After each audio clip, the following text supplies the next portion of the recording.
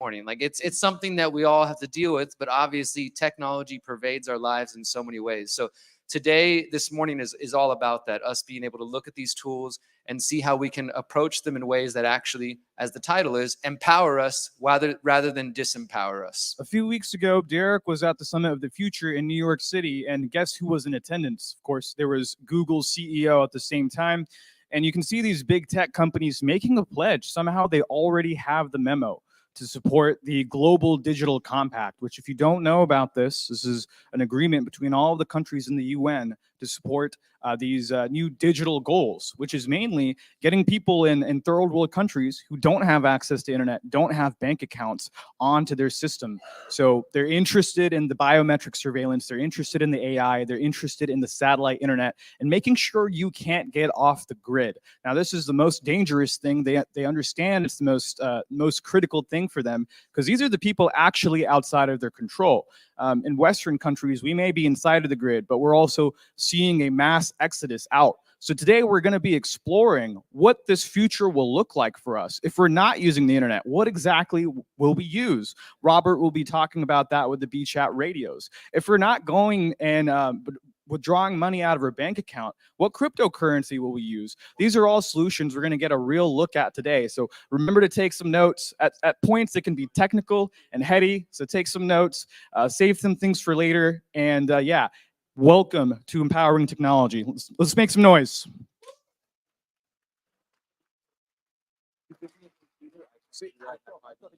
Now, word from our sponsors. We got more time? Can you go? All right, guys. So we're going to hear from Clive to Carle in just a moment. But as I was saying, technology can be challenging. We're going to try to challenge your ideas. I mentioned this yesterday, that we're not trying to create a community where everybody is necessarily on the same page all the time and that outside opinions aren't welcomed. Is that something you guys are okay with? You enjoy having your ideas challenged from time to time? Because we got to recognize that, that outside world, that, I don't know if you want to call it mainstream, because I think it's changing despite what they tell us.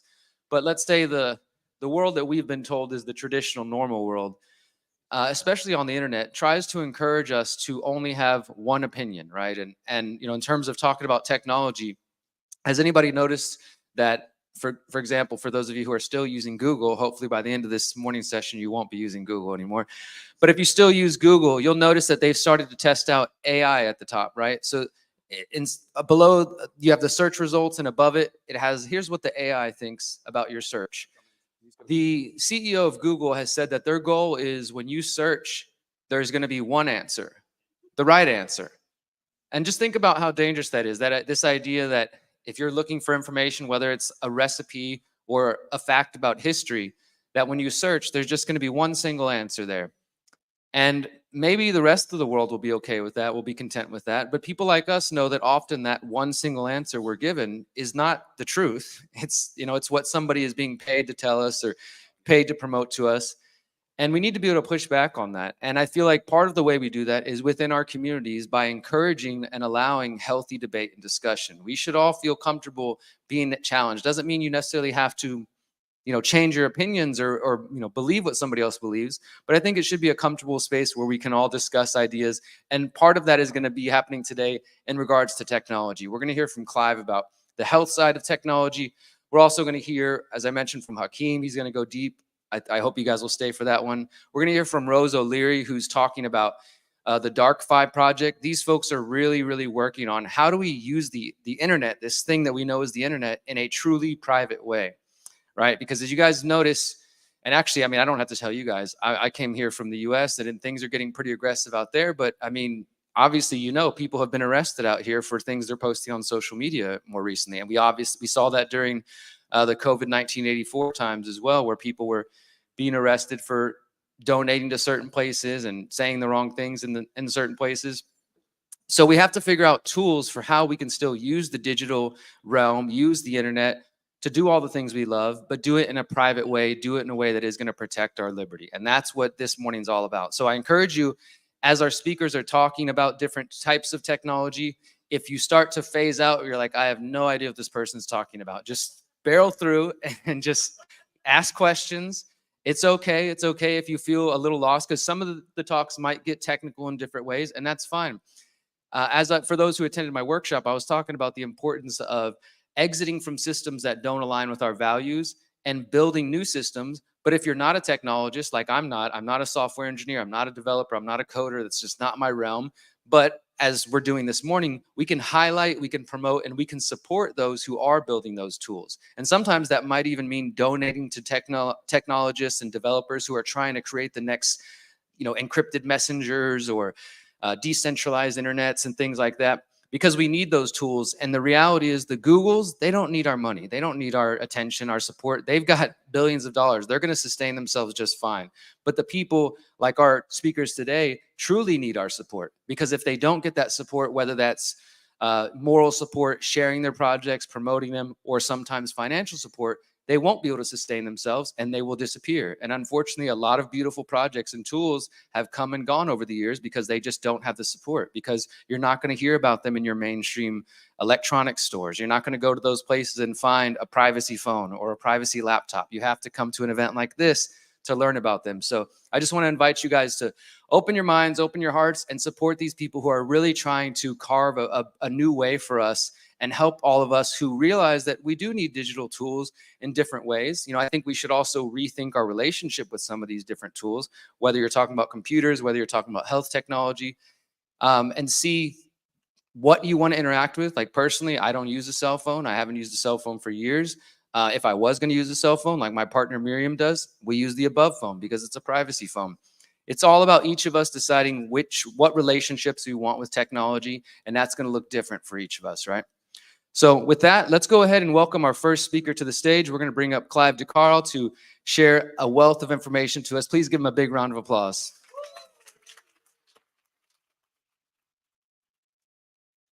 Thanks, Derek. Thank you. Yeah. So thank you very much. Just to follow on what Derek was saying about Google, you know how it says, first of 350 million results or whatever it is, you try getting beyond page 40. You can't, basically, maybe 50. It slows right down. There are not 300 billion results they're showing you. They're really choosing it. So how I'd like to start is, if you don't mind, I'd like to ask you all a question. How many of you have been diagnosed with an autoimmune disease? Could you put your hands up? Okay, quite a few, thank you. So you were lied to, right? Autoimmune diseases do not exist. So let's first of all look at the word diagnosis. So gnosis from the Greek means to know. Agnosis means not to know. So diagnosis means two people not knowing.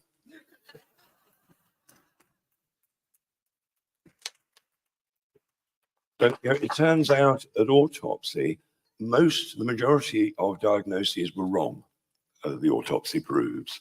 So if you've been given a diagnosis, the first thing to do is not believe it. Really. They diagnosed me with an autoimmune disease 40 years ago. I got rheumatoid arthritis after taking an antibiotic, and I was hospitalized. I couldn't walk or get dressed anymore. And they said, "You've got an autoimmune disease." No, I'd been poisoned. And I would say, all of you with an autoimmune disease, you've been poisoned. Autoimmunity is the doctor saying, it's not our fault for having drugged you earlier on in your life. It's your fault. You're fat and lazy, and your body has rebelled against you. Your body is now fighting you. You've got autoimmune disease. Your body is attacking itself. No, it's not. That does not happen. Your body is on your side. What happens is that people get nutrient deficiencies. Their bodies start not to work properly because they're nutrient deficient, or perhaps they've been toxically poisoned, or both. But how many of us have had a drug, a vaccine, whatever in our lives at some point? Now, we were told, oh, it's short term, it's harmless. Well, if the drug's cured anything, why would you need a repeat prescription? You can overdose on drugs. Basically, they're poisons. That's why doctors study for 5 or 6 years to safely give a poison. So if the drug is true, so you overdose on most pharmaceutical drugs, they will kill you. Nobody, as far as I know, has ever died from a vitamin. You can overdose on minerals, but you can't overdose on vitamins, as I understand it. Nobody's ever died. So I believe that the doctors, the pharmaceutical industry has damaged all of us, and the long-term effects are probably still with us. And the doctor is saying it's autoimmune. I don't believe that. You know, there are only 4 reasons why you can get ill, essentially. There's emotional toxicity from the water, the sky, whatever, mineral deficiency, and physical damage. You know, nobody's low on a pharmaceutical drug, but everybody's low on nutrients. And, you know, I used to have an organic farm about 35 years ago. And in that 10 years, I never needed to supplement anything. But now I'm back in England, even though I buy organic food, the soils aren't as great as they should be. And who knows what the chemtrails are doing. So food is very dodgy these days. So you see people going out and buying vitamins and minerals from the supermarket. I would say in many cases that those type of cheap medications, which purport to be healthy, are probably doing more harm than good. I mean, women have been told for decades to take folic acid before getting pregnant or before giving birth. Folic acid is vitamin B9. And the thing is that folic acid is the synthetic version. Something like 25–30% of women really don't get on with that, where there's a much more natural form of vitamin B9, which is folate. And if you happen to be using a B vitamin supplement, you want to make sure it's the methyl version, the methylated version. You'll usually say methyl B complex. So why would anybody want to take B complex in the first place? Well, one of the reasons is if you're vegan, you're going to be low on B vitamins. There's very little you can do unless you're really quite knowledgeable about how to ferment vegetables to get the B vitamins that you can otherwise really only get from meat products. So the vegans say, well, look, you're cruel eating meat. And in perspective, I didn't eat meat for 25 years. I just went off meat completely for 25 years. I was around at my dad's for Christmas dinner and he had roast goose. And I thought, wow, that looks good. And I went back to eating meat again. And I think I feel better for it. It's very surprising, the meat thing. You know, if somebody who was, let's say, overweight, needed to detoxify, I might say, look, a organic raw vegan diet for a month might be right up your street. You know, that you might really benefit from that. But if somebody's, let's say, very thin, really having trouble eating, maybe having trouble digesting it, and they're just getting weaker, I'd put them on a carnivore diet primarily. And I've seen people who've had, let's say, 15 years of IBS, tried every diet in the world, went carnivore and fixed it, like in a day. With autistic children, you know, one of the subjects that they hate you to talk about. One of my favorite people in the autistic world is Kerry Rivera. She wrote the book, Reversing the Symptoms Known as Autism. And she had to wear a bulletproof vest for quite a while after writing that book. And for years, she used to say that CDS, chlorine dioxide, was the #1 thing to do for autistic children. Now, after I think 19 years, she's changed her mind. Now says the carnivore diet seems to be the thing that helps the autistic children the most. I'm not saying a carnivore diet is for everybody or long term, but it's very interesting what it can do. The person, by the way, that first, you know, I saw cured with the IBS with the carnivore diet, he also did a glutathione IV drip. As it turned out, he'd been living on a main road and his body had become allergic to the petrol fumes. And so 2 IVs of glutathione fixed it. So, by the way, some people might think, oh, well, in that case, why don't I take a glutathione supplement? So the liver makes glutathione, and it's the ultimate anti-inflammatory, for instance, that the body can make itself. But if you gave the body glutathione for more than a month, the body would stop making its own, understanding that you're putting it in and it doesn't need to.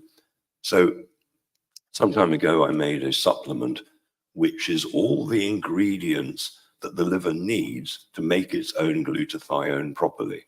So if you suffer from inflammation or you think you've got liver problems in any way, the product we do is called Glutathione Builder. And for some people, it's incredible. Um, 40 years ago, when I took the antibiotic, I realized I had to find good quality supplements. So I started researching where you can get them, and it's really difficult. You know, Holland and Barrett, for instance, used to be owned by the Carlyle Group. Solgar used to be owned by the Carlyle Group, and if you don't know, they're specialists in arms deals.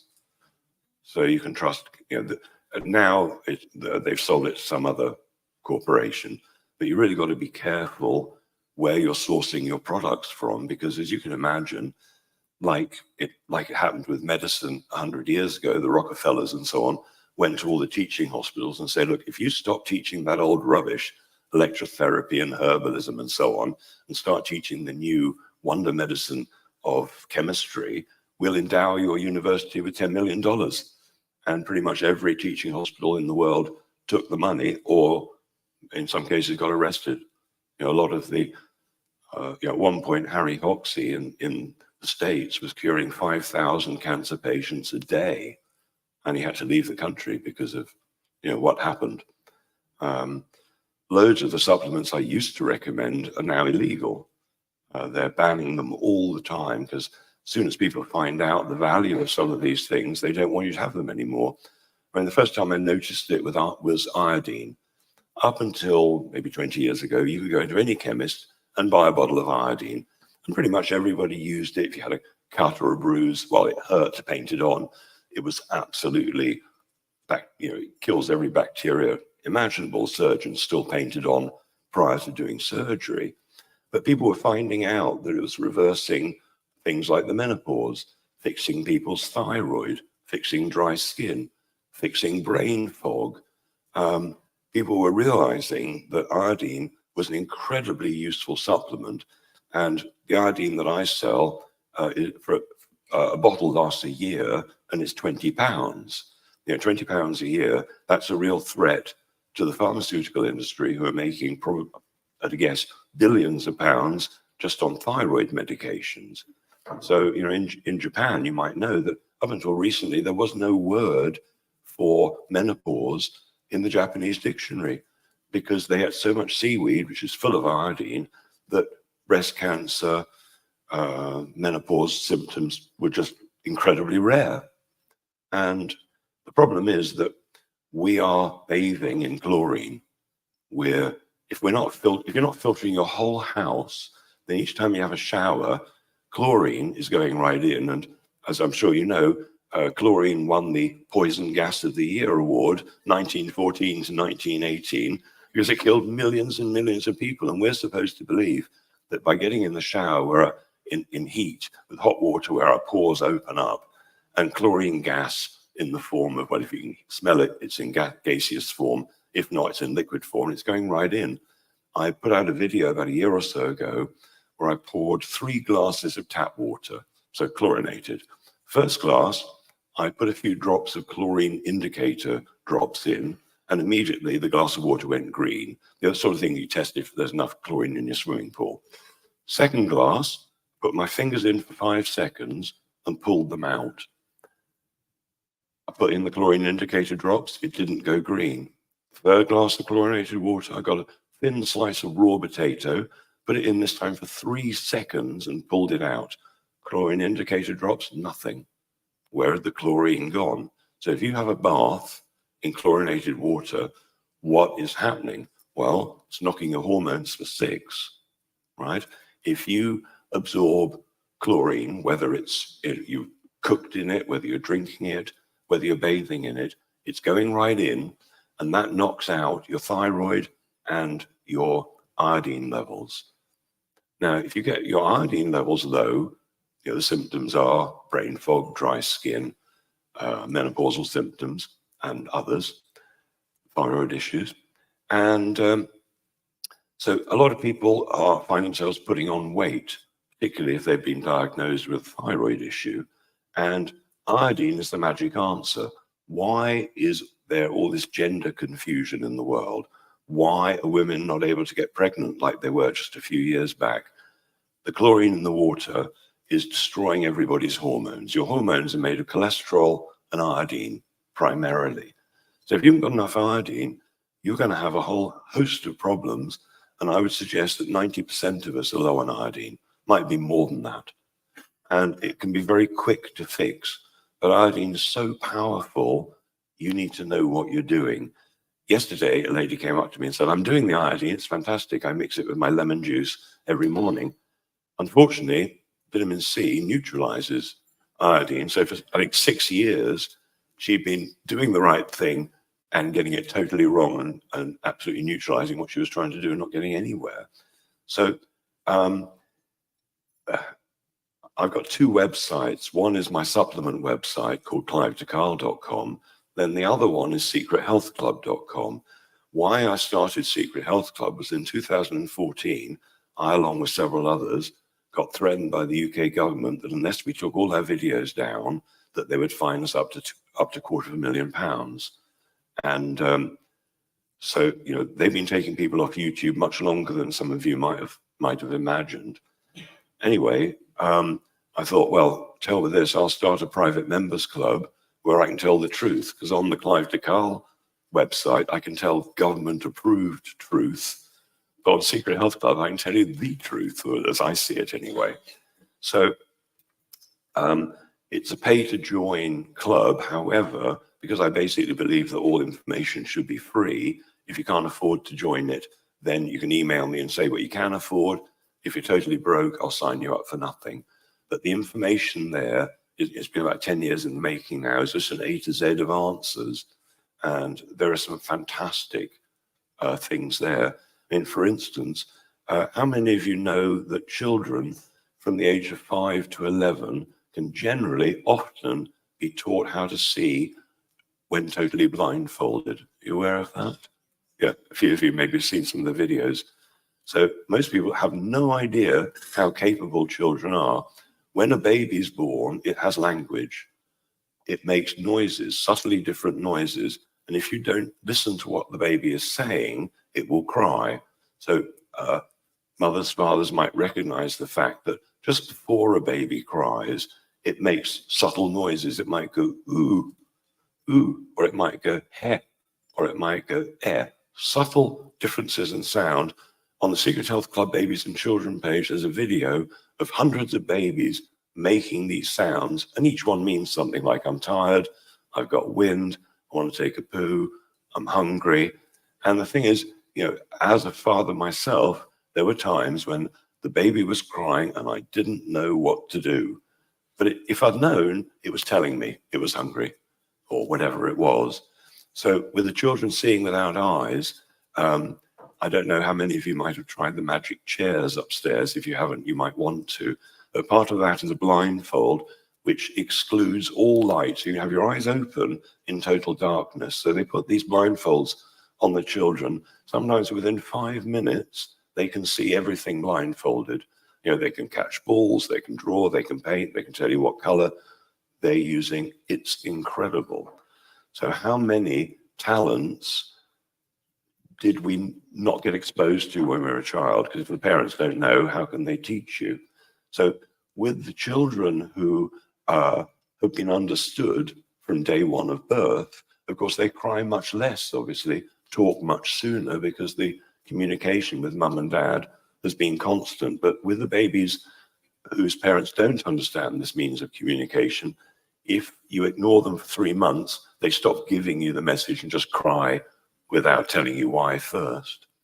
So there's lots and lots of information on the Secret Health Club, and I really recommend it's worth going to, because it's a great repository of information. We're just perfecting a little hard drive which is interactive. So if for some reason the site got taken down, you can still have the little hard drive, so cheap, to keep the information, because people make the mistake of going to doctors. You know, doctors aren't taught cures. You would have thought they would be taught cures, or at some point in the 5 or 6 years, you know, they bring on healthy people and say, tell them your great secrets. One of the secrets I liked was they interviewed this 122-year-old woman recently and said, you know, what advice have you got? And she said, if I'd known I was going to live this long, I would have looked after myself better. So another story I like is this woman who's suicidal. And she goes to the medicine cabinet looking for something really dangerous that she can overdose on. And she spots niacinamide. And niacinamide, I think, sounds pretty dangerous. Anyway, she necks the whole bottle. So what niacinamide is, it's vitamin B3, the non-flushing form. So she takes the whole bottle and her depression's cured. So what's interesting about vitamin B3, niacin, is that it is part, well, the biggest part of the answer to schizophrenia and bipolar and depression in general. Good example is Bill W., who founded Alcoholics Anonymous.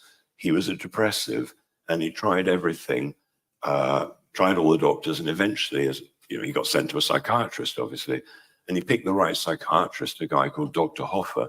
And Dr. Hoffer gave him vitamin B3 every day in bigger doses, got up to about, I don't know, 3 grams or something, which is an awful lot, and 10 days or so. And his depression was completely cured.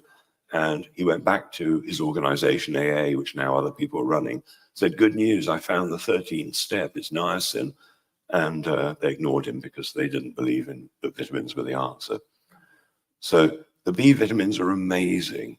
If you're tired, if you're unhappy, take a methylated B complex. If you've got pain, take magnesium. If you've got constant infections, vitamin C and vitamin D. When I just realized that I was low on vitamin D, which is about maybe coming up 20 years ago, I used to get colds every year, or flu, or whatever it was. I only made one change at that point. I added vitamin D in winter. I haven't had a cold since, right? So there are only about 3 reasons really why you get colds. One of them is a zinc deficiency, one of them vitamin C, and the other vitamin D. If you think you've got a zinc deficiency, and you may well have if you eat too much sugar, you may well have if you're not getting enough magnesium, you may well have if you're vegan, you might notice white dots on your fingernails. It's probably more common on children because they tend to binge on sweets at birthday parties. But if you're low on zinc, then you can get colds quite easily. I mean, my understanding of a cold or a flu is that it's actually a detox. When I first came across this idea about 40 years ago, and various friends of mine said, so tired, they're so looking forward to their holiday in the sun. And do you know what happened? They got on the plane, it must have been the air conditioning, they caught some virus, and they got a cold from the aircraft, and they arrived in their destination, they weren't well. So I don't see it that way at all. I see it that their intelligent body kept them running, even though they were really tired and overstressed and overworked. And then they get on the plane and they finally go, oh, I can relax now. And their brain goes, whoopee, perfect time to detox. And all this snot comes out, and they get a temperature and they burn it all off. So I don't think the viruses exist, just in the same way that I don't think autoimmunity exists. Bacteria exists, fungus exists, but they've never isolated a virus. I'm sure, as you all know, they've never isolated the COVID virus because they can't. They've never found it. All those computer-generated images are exactly that. So if all these things are a detox, why is it that I've not had a cold or the flu in 18 or 20 years? I think it's because I'm taking enough, eating good enough food and taking the odd supplement where I'm not getting what I need from the food. And vitamin C is a great detoxifier. Vitamin D is a detoxifier, and it makes you happy. There are so many things that you can do that can change your life literally in a day. I mean, you know, my big thing, my number one bit of advice is to try magnesium as a supplement. It's got to be the right type. And because magnesium basically cured my rheumatoid arthritis 40 years ago, I've had quite a few years to figure out what blend of magnesium seems to work the best. And I've got a magnesium blend, which pretty much everybody tells me is way better than any other that they've tried. It's partly because it's made of the best ingredients I can get. It's also partly because I put enough ingredients in there. You know, if you look at the RDA, the recommended daily allowance, which was worked out, I think in the 1930s, as the minimum that a soldier must get so he doesn't suffer. Not enough to cure anything, just enough to make sure he doesn't start flagging. And they recommended 400 milligrams of magnesium for men, 380 milligrams for women. Now, 100 years ago, or whatever, clearly the soils were much better. The plants hadn't been so hybridized. You know, your great-grandparents, if you'd shown them a head of broccoli, they wouldn't know what it was, you know, because that's all hybridization just in the last few decades. So food has been very empty for a long time, particularly of magnesium, selenium, and a few other minerals. So a lot of people say, yeah, I take magnesium. It says on the bottle, it's absolutely right for me. It says 400 milligrams or 380 milligrams. And I say, well, how much of that is actually magnesium? Let's say it's magnesium glycinate or magnesium malate or something. How much is the glycinate? How much is the magnesium? So in 380 milligrams, you've probably only got 40 milligrams of elemental magnesium. It's one of the cons that the cheap manufacturers use to make you think you're getting enough. So how many magnesiums do I take? Well, the ones I make are about 700 milligrams, maybe a tiny bit more, can't remember.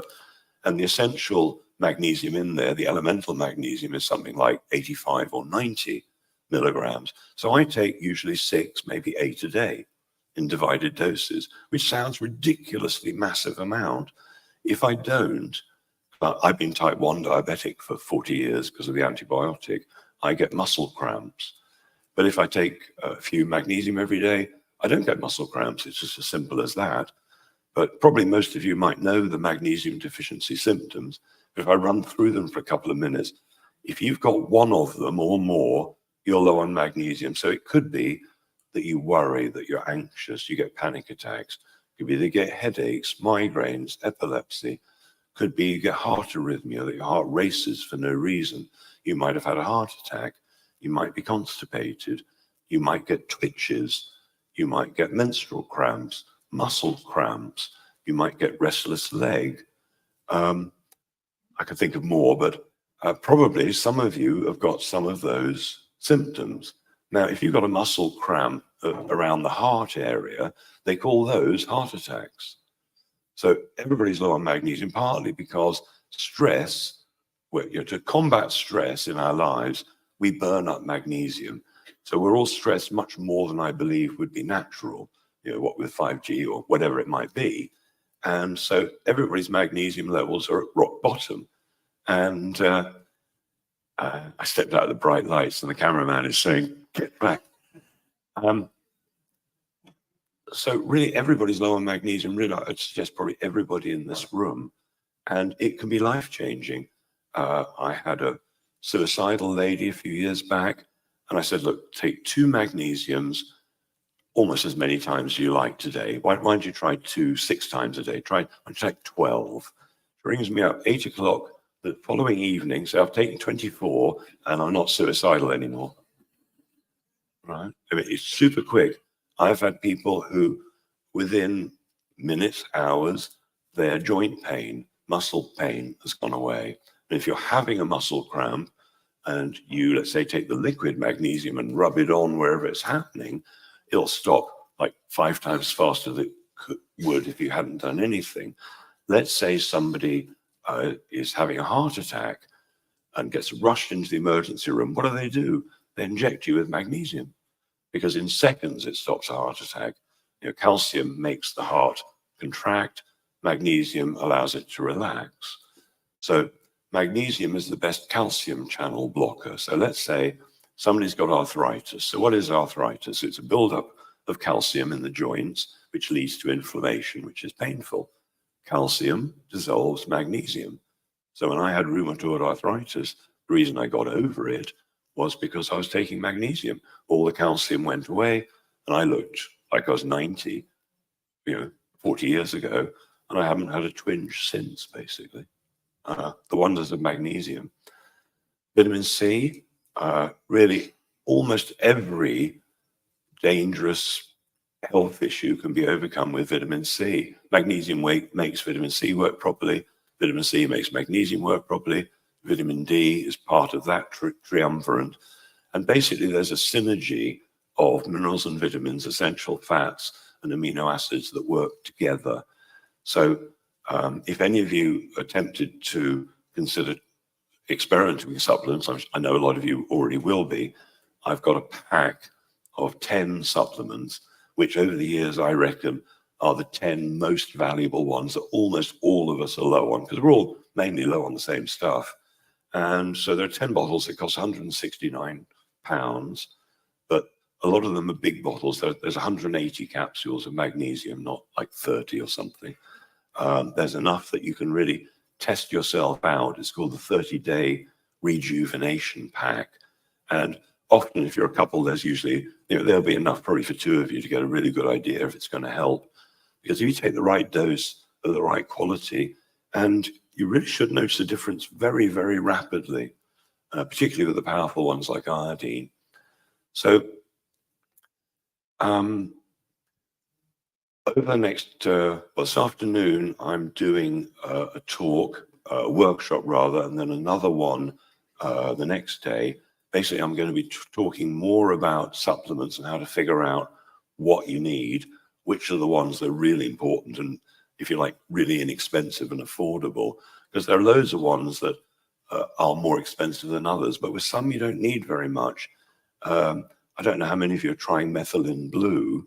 Methylene blue is basically the first pharmaceutical drug. It was invented as a blue dye, and microscopists soon found out when they had live specimens, bacteria or whatever, that when they dropped the methylene blue on hoping to dye it blue, it just immediately killed all their subjects dead. So they quickly worked out at that point it was the best cure for malaria because it kills bloodborne parasites. But the main thing they're using it for now is brain function. People with dementia are having recoveries. With dementia, you've got to do a lot more than just methylene blue. But a lot of people who try it, on the first day, they notice their brain working better. It enhances neurogenesis. New neural pathways can be created. And so I got a letter a few months ago from this lady who tried it. And she said she was a bit nervous because she used to get fits every day. And so normally the recommendation is 6 drops in a glass of water, but she didn't feel nervous about that. So she took 2 drops in a glass of water. And she wrote in the letter that day she had more fits than she'd ever had in her life, but that she felt happier with every fit that happened because each one was diminishing in intensity. The next morning, she takes 1 drop, and she wrote to me 3 weeks later saying she hadn't had a fit since, and she'd been having minor fits her whole life. So some of these things are quite powerful. Other interesting ones, I've had several people who tried the liquid selenium that I make, which is very different to the regular selenium you might get in other forms. Several people have said things like, my hair color came back. Hasn't worked for me. Several people who said I'm no longer an alcoholic. I had one guy who'd been on ADHD medication for 18 years. And the dose that I recommend is normally 1 drop every day or every other day. I can't be bothered with that, so I just take 10 drops when I feel like it every now and then. Anyway, I told this guy to consider taking 20 drops for 3 days only. He chickened out and took 8 drops. After 3 days on 8 drops of the selenium, he stopped his ADHD medication. In 18 years, he'd never been able to do it successfully. It was so addictive, he'd go right back on it again. Comes off, no problem, stayed off. So how does that work? Because it does the same with methadone, heroin, number of pharmaceuticals. And how it works is, let's say the drug addict or the alcoholic decides to go cold turkey. They give up. The alcoholic gets the shakes, delirium tremors. The heroin addict is really suffering. And they believe it's through lack of the drug. It's not. Your incredibly intelligent body that's always on your side, if you're putting in a toxin every day, the body responds by making an antitoxin to help protect you against the poisoning. So the alcoholic, the drug addict, they give up, and the body hasn't worked that out yet. It's still making the antitoxins, and the terrible things that happen to the heroin addicts and so on when they give up is not the lack of heroin, it's the fact they haven't turned off the antitoxins. Selenium in those doses turns off the antitoxins.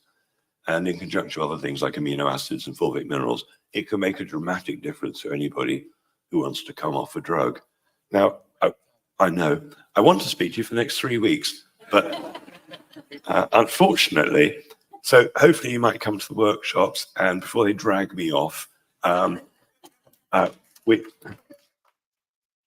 you. All right, I better stop. Thank you.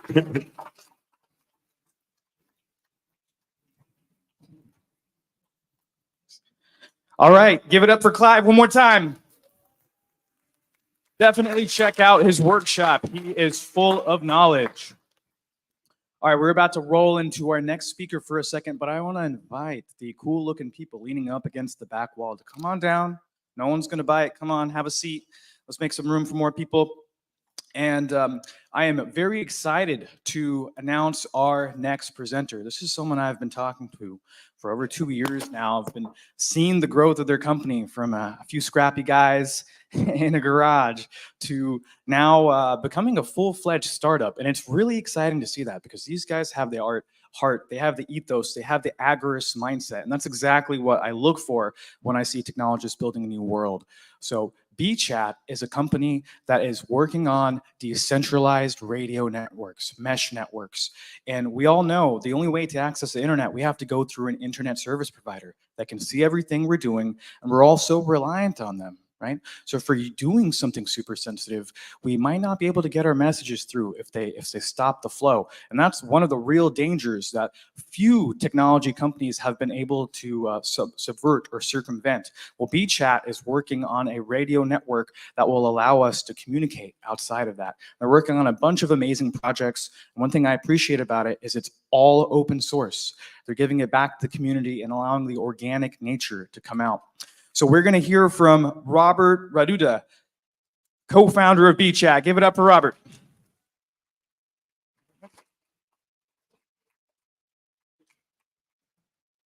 Good morning, everyone. So my name is Robert. I'm the co-founder of BChat and the CEO. And I want to start this morning by thanking everyone for being here and thanking everyone for setting up the event. I know it wasn't easy, but just from my own heart, I really appreciate being here. I came here yesterday at 4 p.m. and I loved just hearing the talks, hearing everything about organic farming, and it's just really encouraging. I have 2 boys, and it's just really encouraging raising children and having a family and trying to live in this world. And it's very encouraging to see so much love and so much positivity and focusing on solutions. Yeah, so I want to thank everyone. I knew I was going to come and speak here for about 2 months, and we all know problems. So I want to focus on solutions. I don't want to talk too much about what problems we're facing. You know, we all know what they're doing. But even in the last 2 months, it was already mentioned, there were some riots. I don't want to say too much in case the police shows up here. I'm in mainland UK now. So yeah, so people were tweeting and they were being arrested for that. Andrew Torba, the CEO of Gab, which is like a Twitter alternative, they've been showing around some arrest warrants for him. Pavel Durov, the CEO of Telegram, which, if you don't know, it's another encrypted messaging platform. He was arrested, and George Soros announced that he's buying up over 200 radio stations in the US. I think he knew I was going to talk about radios today, so that's why he's doing that. So, and I think we should not take for granted the fact that we can even meet here in the first place, because I think it's great. But I know it wasn't easy logistically to set up this talk, but I think in the future it won't be so easy to just rent a hotel and meet and talk about all these things that they don't want us to talk about. So to prepare for that, to live just joyfully and in a positive way, building solutions until that time, and to prepare for that time, and maybe it won't even be legal to have these sorts of meetings. I want to show you what we've been working on. And is it possible to get the slides up? Yeah. So I want to talk about how we can opt out of the technocratic state. And you can call it technocratic state. You can call it tyranny, fascism, communism, whatever you want. We know what the bad guys are doing, so let's not get bogged down on on the words. We're all human. We all have the same problems, and we all need the same solutions. So, point at you. It's there we go. So first, I want to talk about why we're called BChat. I was already asked a few times yesterday as I was walking around if I work with bees. We don't. But so the history of BChat, and I really appreciate Hakeem, giving you a bit of our history.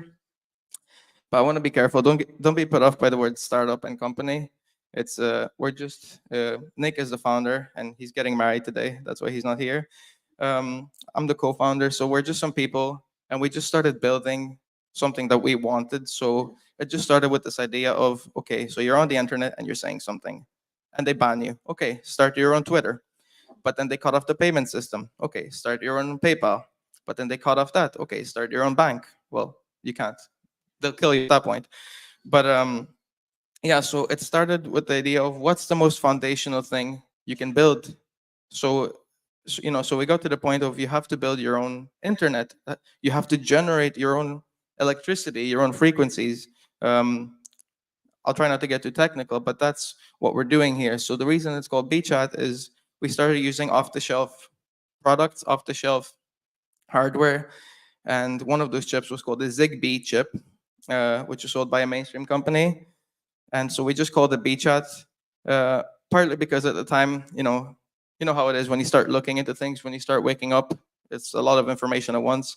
I was also looking to why bees are dying. So obviously there's pesticides, there's chemtrails, but there's also 5G and strong frequencies, killing off all the bees, and it ties in with the farming stuff. So yeah, our radios are nicer to the bees as well. So that's why we're called BChat. So we started building what we wanted to use personally, what we wanted for our own families, for our own friends, what we wanted to see in our community. So I want to show you what we've been working on, but I also want to talk about the next step, because the next step is an Agora solution. It's a community solution, so we need everyone else to get involved. Okay, so the first thing I want to talk about. Sorry, where am I pointing? There you go. So the first thing I want to talk about is the Chaonic radios we've been working on. So what you're seeing there is just one of the cases we're working on, and for all of these things I'm going to show off, don't get bogged down on what it looks like. It's as Hakeem said, they're all open source, they're programmable. You own this thing, you can make your own solutions, you can get involved with other people, and that's what we're excited about, people getting involved, and both with hardware and software, and making their own programs, their own apps, and implementing it into their own solution. So that's the radio there. It might be hard to see, but it has two antennas there. So let's just get into what this actually is. So this Chaonic radio, these devices mesh together over radio to form decentralized, encrypted, agorist data networks. So I just want to break down a few of those words, just in case anyone's not sort of technologically up to date. So first of all, radio. Why is it a radio device? I've had a few people ask me if it's like a ham radio, if it's like a trucker with a walkie-talkie or something. So the reason why it's a radio device is because we want the most pragmatic, the most practical solution for people. We want to make something that people can buy. You turn it on, and you can just start using it. If you know how to use your phone, if you know how to use any texting app, you can just use it. So we want it to be a realistic solution. So the reason it's radio, all that means is it's using in each area in the EU and the US, Australia, in every region.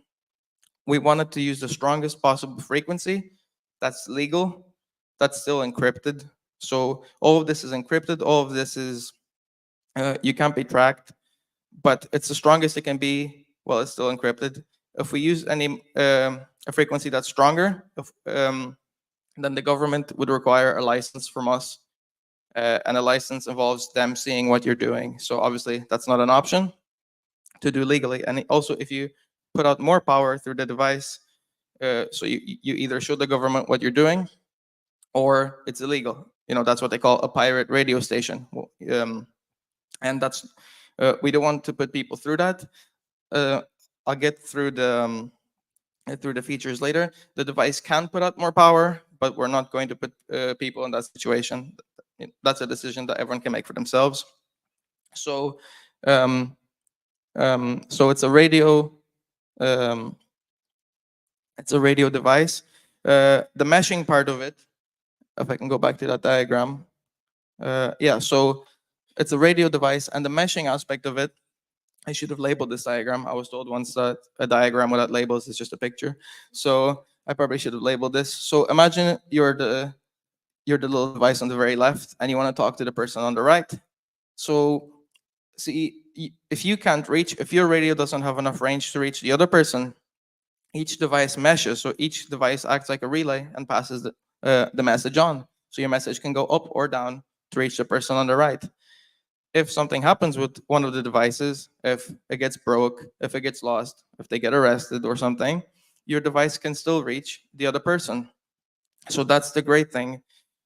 This is what makes it decentralized. This is what makes it uncensorable, is the fact that there's no centralized point. The more people have the device, the stronger the network is.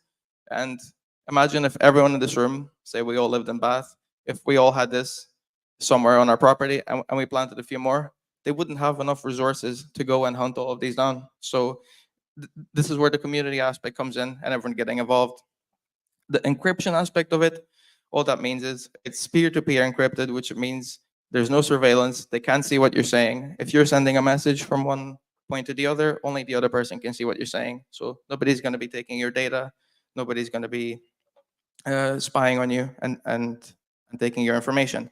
And the agorist or agorist aspect of it is the fact that it's easy to run. It's ideal for off-grid setups. It's very easy to keep powered with a solar panel. It doesn't use much power, so it's ideal for off-grid setups and for disaster scenarios as well. And you own your device. There's no subscription. It's you just buy it, you own it, and then you can get involved and do whatever you want with it. So I want to get into the features of the device. So, and again, I don't want to get too technical, but so the speed of it. So we're called beach out because we're using off-the-shelf hardware, but now we've spent the last couple of years, as Hakeem said, building our own radio chip from the ground up. So it's the best speed and range on the market. If there was something better, we would just be using that for our family. We wouldn't be spending our time making this. So it's up to 10 times speed and range compared to other radios. The actual legal limit will depend in the region where you live, whether it's America or Europe. But again, it's up to each person how they want to implement the device. It's got a Raspberry Pi, which means it's fully programmable. So as we'll talk later, there's already a demo, which I want to show later. You can already send texts and make phone calls over this, not like a walkie-talkie, but real-time phone calls.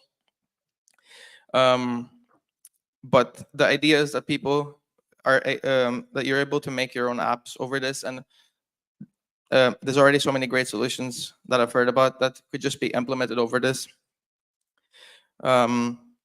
Yeah, so what that means is, so there's 4 data channels, so you can make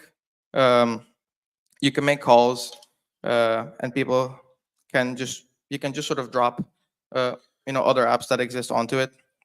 So because this radio is empowering technology, it's sort of weird to just talk about it by itself as technology. So I want to talk about how our solutions tie in with the other themes of the People's Reset. So how does this radio help you to liberate your mind, body, and soul?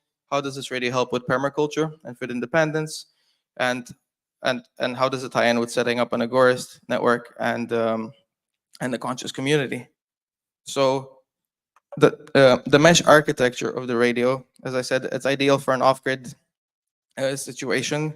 It's an ideal political tool. It's an ideal anti-tyranny tool because, as I've said, they can take a few of them down, but there's more of us than there are them. So if we're all in it together, it helps everyone. So they would have to knock on everyone's door. If you're planting them in trees, on lampposts, on people's property, you can really overload their resources.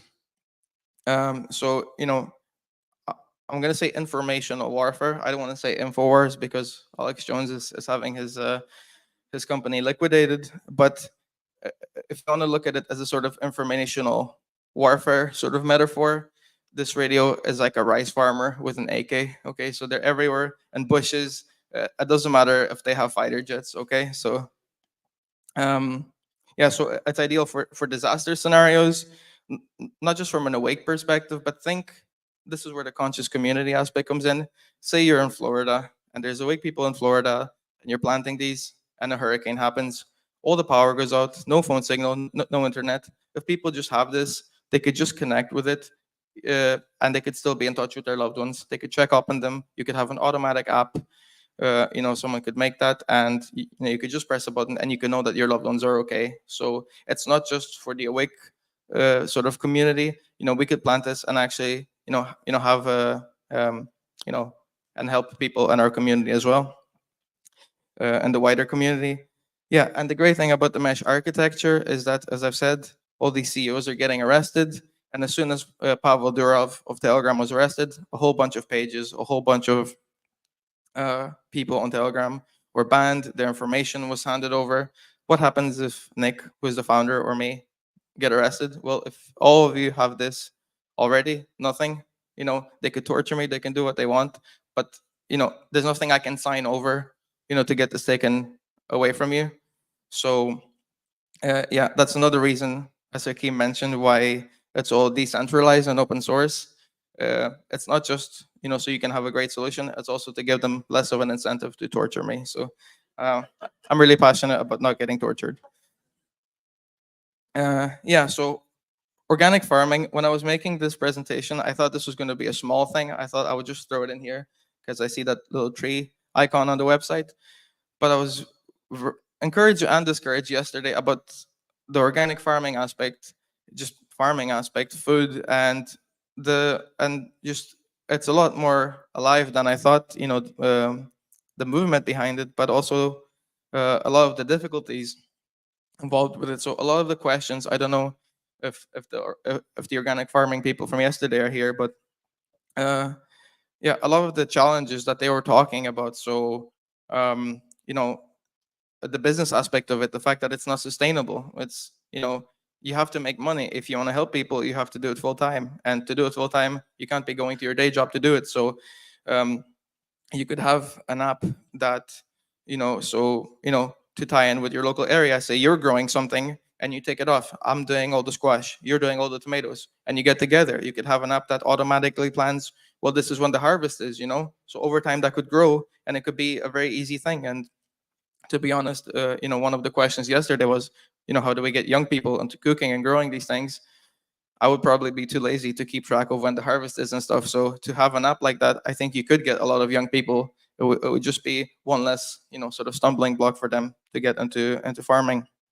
And actually, I was looking at Wikipedia a while back, and they have GMO skepticism and seed oil reluctance. So if you're reluctant about eating fried seed oils, and if you're skeptical about GMO, it's on the same list of conspiracy theories as Bigfoot and flat Earth. Okay, so, and I'm not saying anything about Bigfoot and flat Earth. We can discuss that later. But I'm sure you'll agree there's a spectrum of truth bombs you can take. So not wanting to eat seed oils is yeah. So that's how they're treating that. And we know Klaus Schwab wants everyone to eat the bugs. So organic farming. I mean, they're already talking about it's somehow you're racist and far right, and you're literally Hitler if you want to eat meat. So it's you're a very hateful person if you won't eat their poison. So I think organic farming will be a much bigger part in the future. So through the radios, you can have that radio backbone, you can have that data backbone. If you're getting taken down off YouTube, if you're organic, if your health solutions are taken down, people can still access that. And doing that would form a radio economy. So through doing that, you could have that parallel community, you could have that Agorist network, and you could trade either with your bank account, once that gets taken down, crypto. We could even have an app for trading and bartering.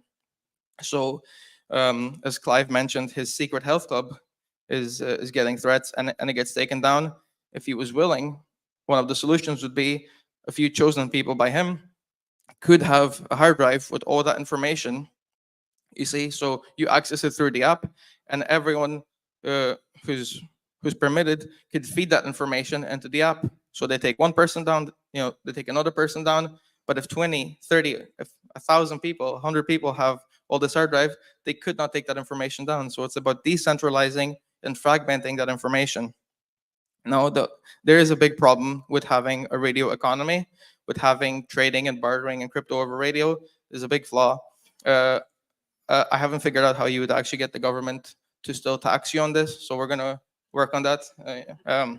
But I know you're anxious about that.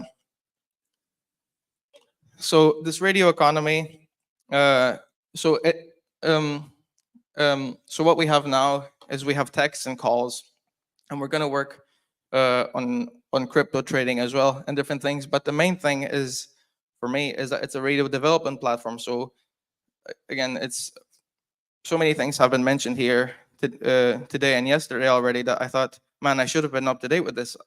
I try to do this full time, and I'm still falling behind. I'm sure some of you are as well. So this is where the community aspect comes in. The open source data platform.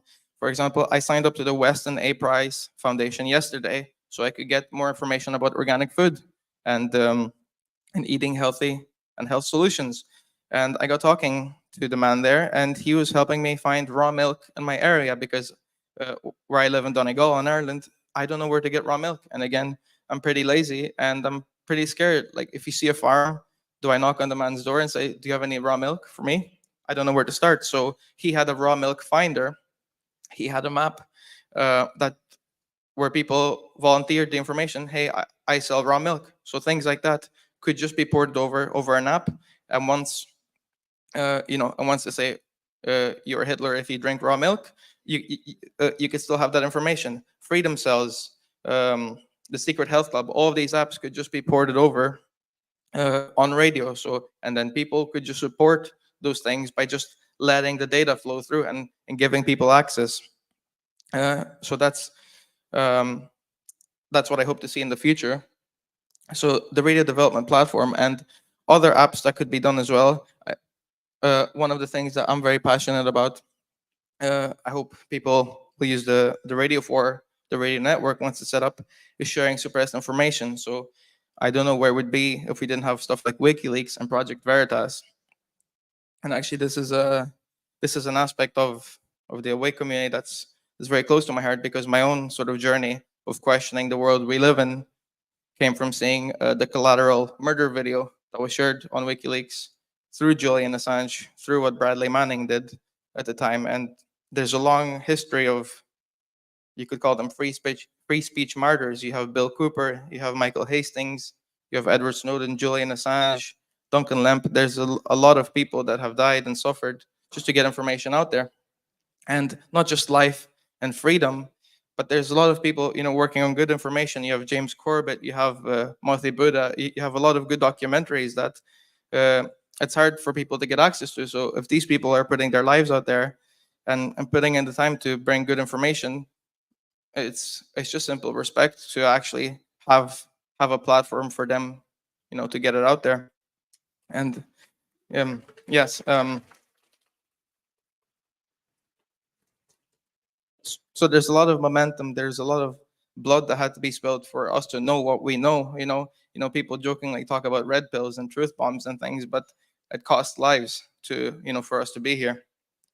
And it would be on my conscience if I was here today and I didn't talk to you about an aspect of suppressed information that has to do with healing your mind, with healing your soul, with healing your body.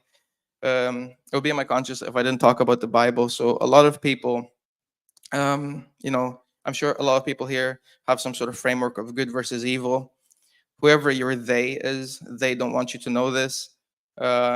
We probably think we're the good guys, and we probably think they're the bad guys. But so I said that my journey into questioning life started with the Collateral murder video when I was a teenager, and I was very encouraged by Dan when he mentioned yesterday that it was only a few years ago that he was here drinking and partying, and he was a different person. And I was the same. I was very angry at the world. But my journey, sort of flourished, it sort of reached a sort of critical point when I saw how much these evil people, doing all these things, how much they hate Jesus. So as I was questioning things, all of these things were piling up in one corner. They want you sick, they want you poisoned, they want you dumb, they want you distracted, they want you lusting and hating and judging and being proud. And all of that was in one corner. And the more you look into it, the more it connects, right? It's all of these evil things click. They fund each other. They have the same blackmail islands. They have the same evil beliefs. But the only thing that was opposite of that was Jesus as Lord and Savior, not Jesus as a good teacher. And if you look into the evil things, their evil doctrines, the Freemasons, the Kabbalah, the Talmud, whatever documents they come up with, this is the Jesus they hate. And I'm glad it was mentioned a few times today about sort of keeping an open mind. So I'm going to stay on technology, but I wrote a leaflet and there's a few copies outside. So if you want to find me after and talk more about this, I would love to. And I'll just leave you with a quote by Marshall McLuhan. He was a Canadian thinker, and he did some great work with technology and sort of predicting the internet. But he has a quote which has changed my life. He said, "The medium is the message."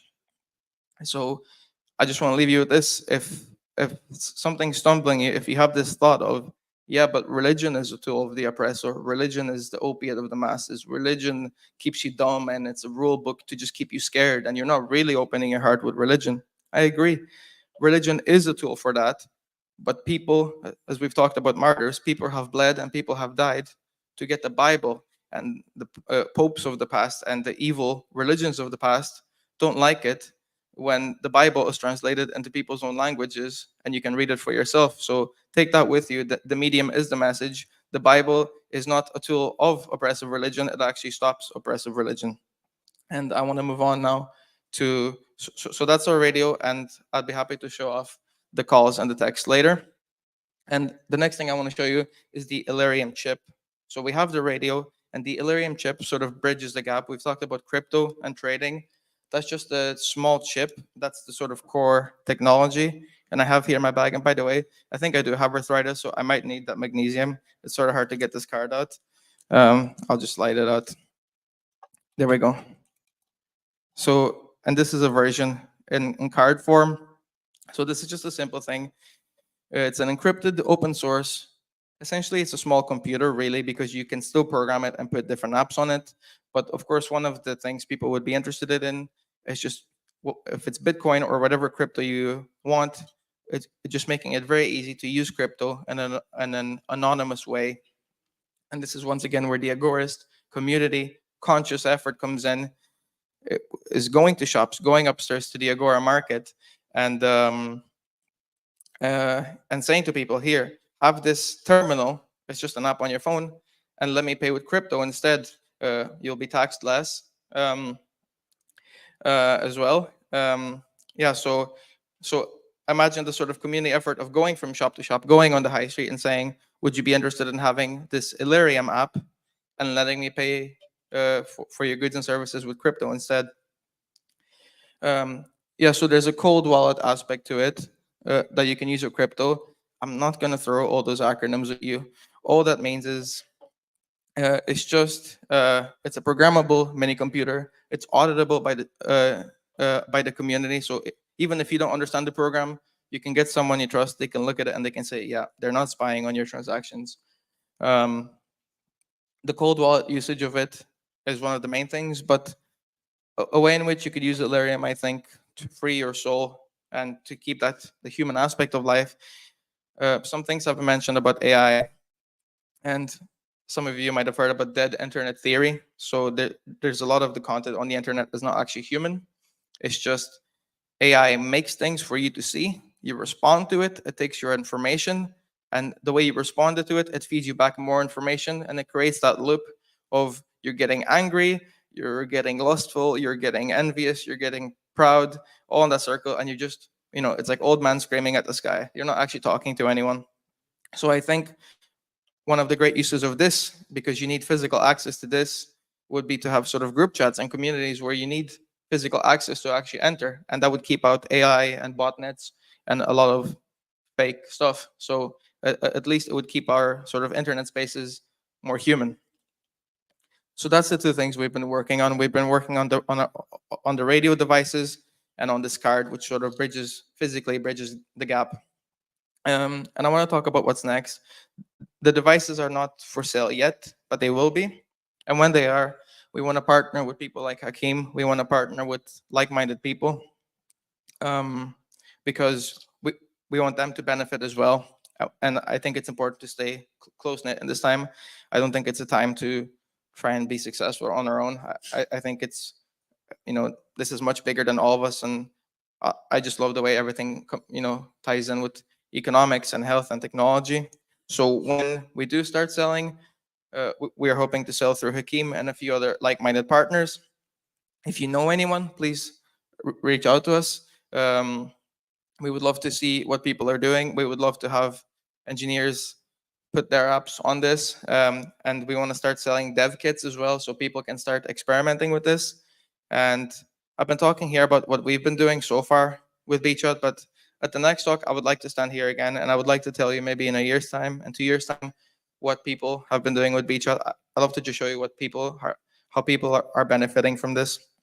So as you listen to the next talks, as you listen to Hakeem, as you listen to Rose O'Leary about DarkFi, and just throughout the rest of the weekend, think how those solutions could benefit from having that radio backbone. And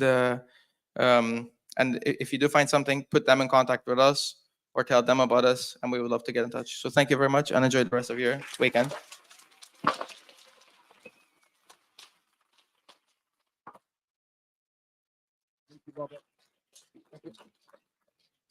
Thank you, Robert. Really illuminating talk. Now, I think as Derek said, even if you're not technologically minded yourself, I'm hoping you understand the core principle in the surveillance culture that we're emerging into. Just knowing that there are people who are technologically minded working on to these solutions of our time gives me incredible hope. And as Derek also alluded to, I share the view that we do need to address our balance with technology and nature and how we live our lives, which is really interesting for the title of our next talk, which is Rewilding the Internet. When we think of rewilding, it really means about restoring natural processes. And in some ways, that's a reclamation of all the things that have been tainted or corrupted. But in this environment now, the technological environment, we can either be liberated by technology or we can be constrained by it. And it's down to us which path we take. And again, I take real pride in the people that we've brought here today to show you that there are people blazing that path of liberation to help ensure that the web of the future, the digital tools of the future, aren't the traps that are being set in the mainstream solutions today. So it's my pleasure to introduce you to Rose O'Leary. She's a programmer. She works with DarkFi. She's an artist turned a writer. She's a philosopher, I would say, and she's going to be coming here to share about some of the work they're doing to secure our privacy and our freedoms in the online world. So please welcome Rose O'Leary. Thanks very much. Hello. Is the mic on? Yeah, can you hear me? Perfect. So thanks very much for coming to my talk. I just want to get a sense a little bit of the crowd before I start. So how many people here have heard about DarkFi before? DarkFi, the project I will present. No one, or very few, very few. DarkFi, yeah. Okay, it's new to you guys, so I'll try to break it down. Then also, just as a kind of general context, how many people here would describe themselves as technical? Okay, so many more people than know about DarkFi. And how many people, out of curiosity, would take a more like anti-tech stance? Wow, fair enough. So that's the majority of people, I'd say. Just saying for the live stream.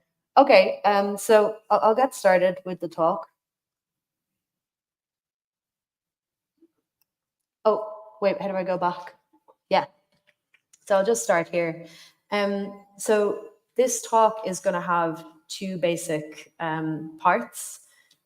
First, I'm going to tell you a bit of a story as context about trying to understand how we've gotten to this point that we're at now.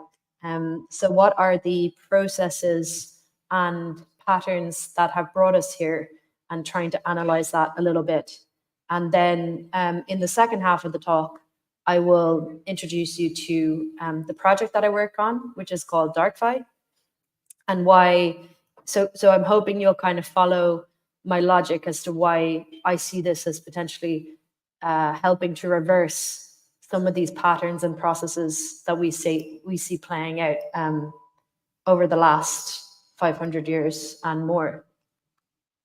Okay, so this is a graph of some data that I collected. This graph indicates, so it shows in the corner there, you can see that the different lines represent different countries. So there's Ireland, Northern Ireland, England, Scotland, and Wales. These are tracking the number of local governance structures per capita since 1900 and up until 2020. So what we see here is a kind of like shocking and steady decline in the number of governance structures per capita in all of these countries. And I will also point out that this is a kind of a snapshot of a local environments, places that are close to us, but it's representative of a much broader global process. And it's not just the local governance structures that have declined over the past 100 years. There's many graphs that I could pull up that look something a little bit like this. For example, if we were to start trying to measure the decline in linguistic diversity, so like the different languages being spoken, the religions being practiced, the cultural kind of richness of societies. If we were to track ecosystem biodiversity, the number of species, plants and animals, we would see similar downward kind of trends, a similar kind of downward spiral. So it's a snapshot of a broader phenomena, but it indicates there's this process that's ongoing that I call desertification. So it's kind of like a tendency towards the more simple, more globalized, and the kind of less pluralistic and multi-centered phenomena. So yeah, I wanted to point that out.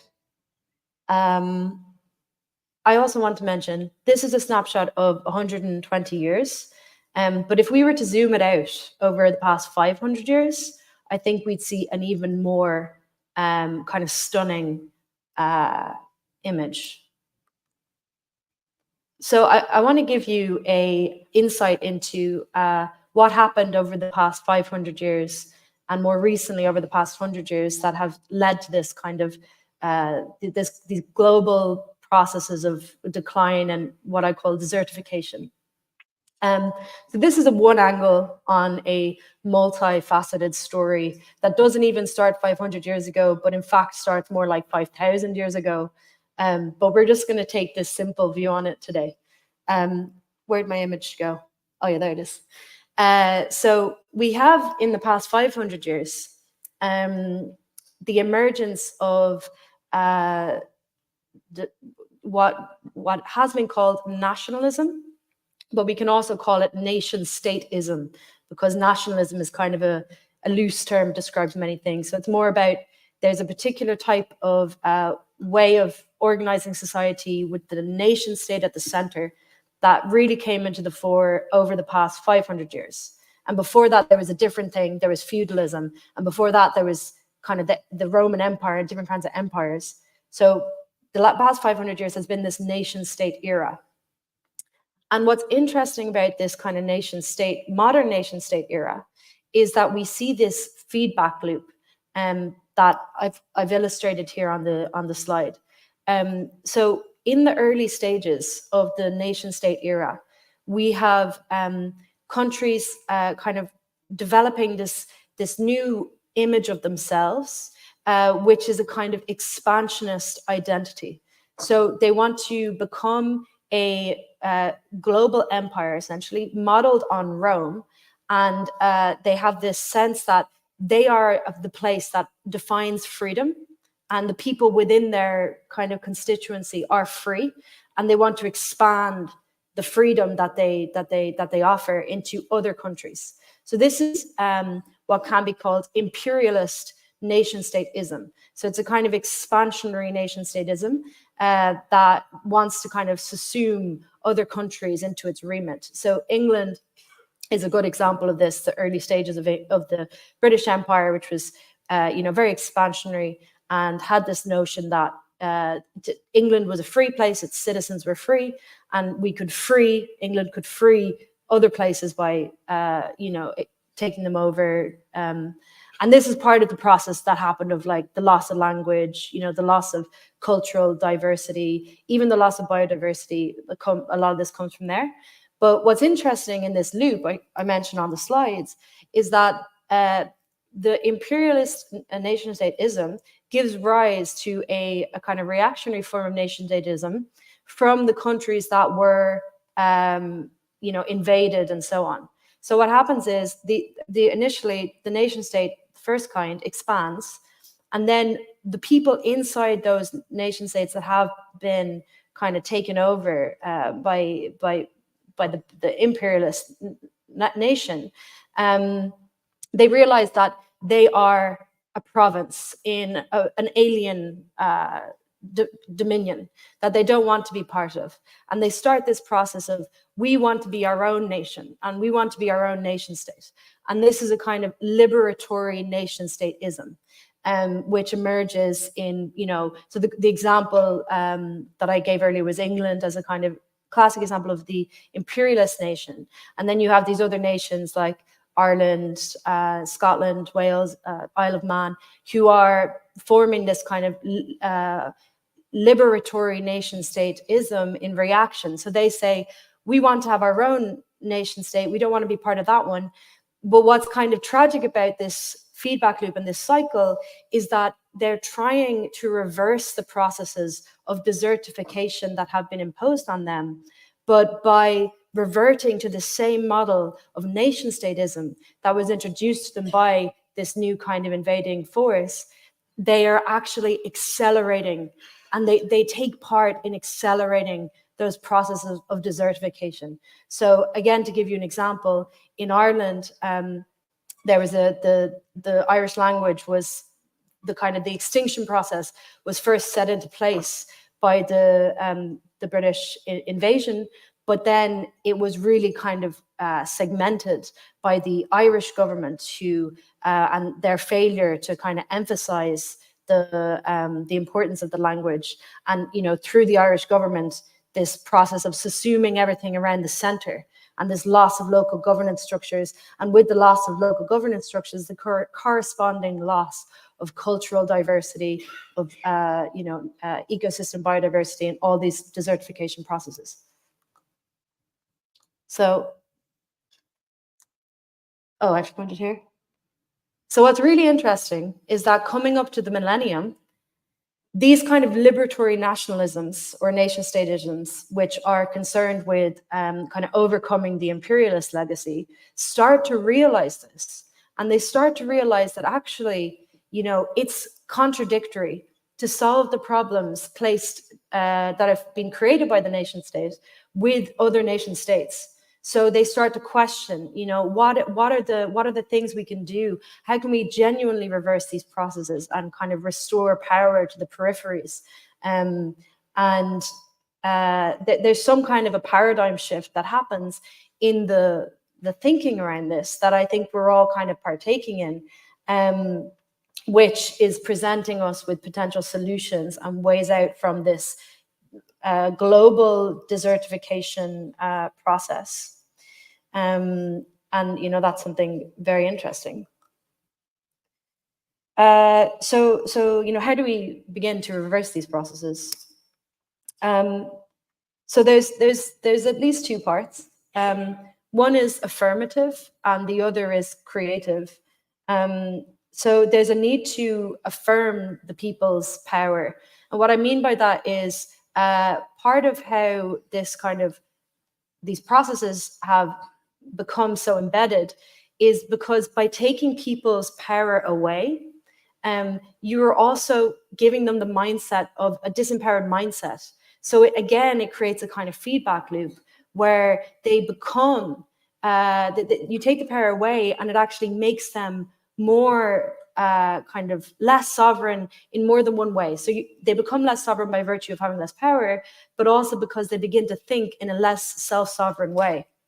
So by affirming and restoring the people's power, we're already doing something to kind of regenerate that necessary agency that people need over their lives. So it's by surveilling people and turning them into the kind of masses and the mass consumers that are extracted from and kind of fed on by global capitalism, they literally become that thing. So part of reversing these processes means, affirming the genuine kind of like liberty and potential of humans to take their own power back and to start living in a self-sovereign way. So, that's kind of where DarkFi comes in. We don't need permission to do this.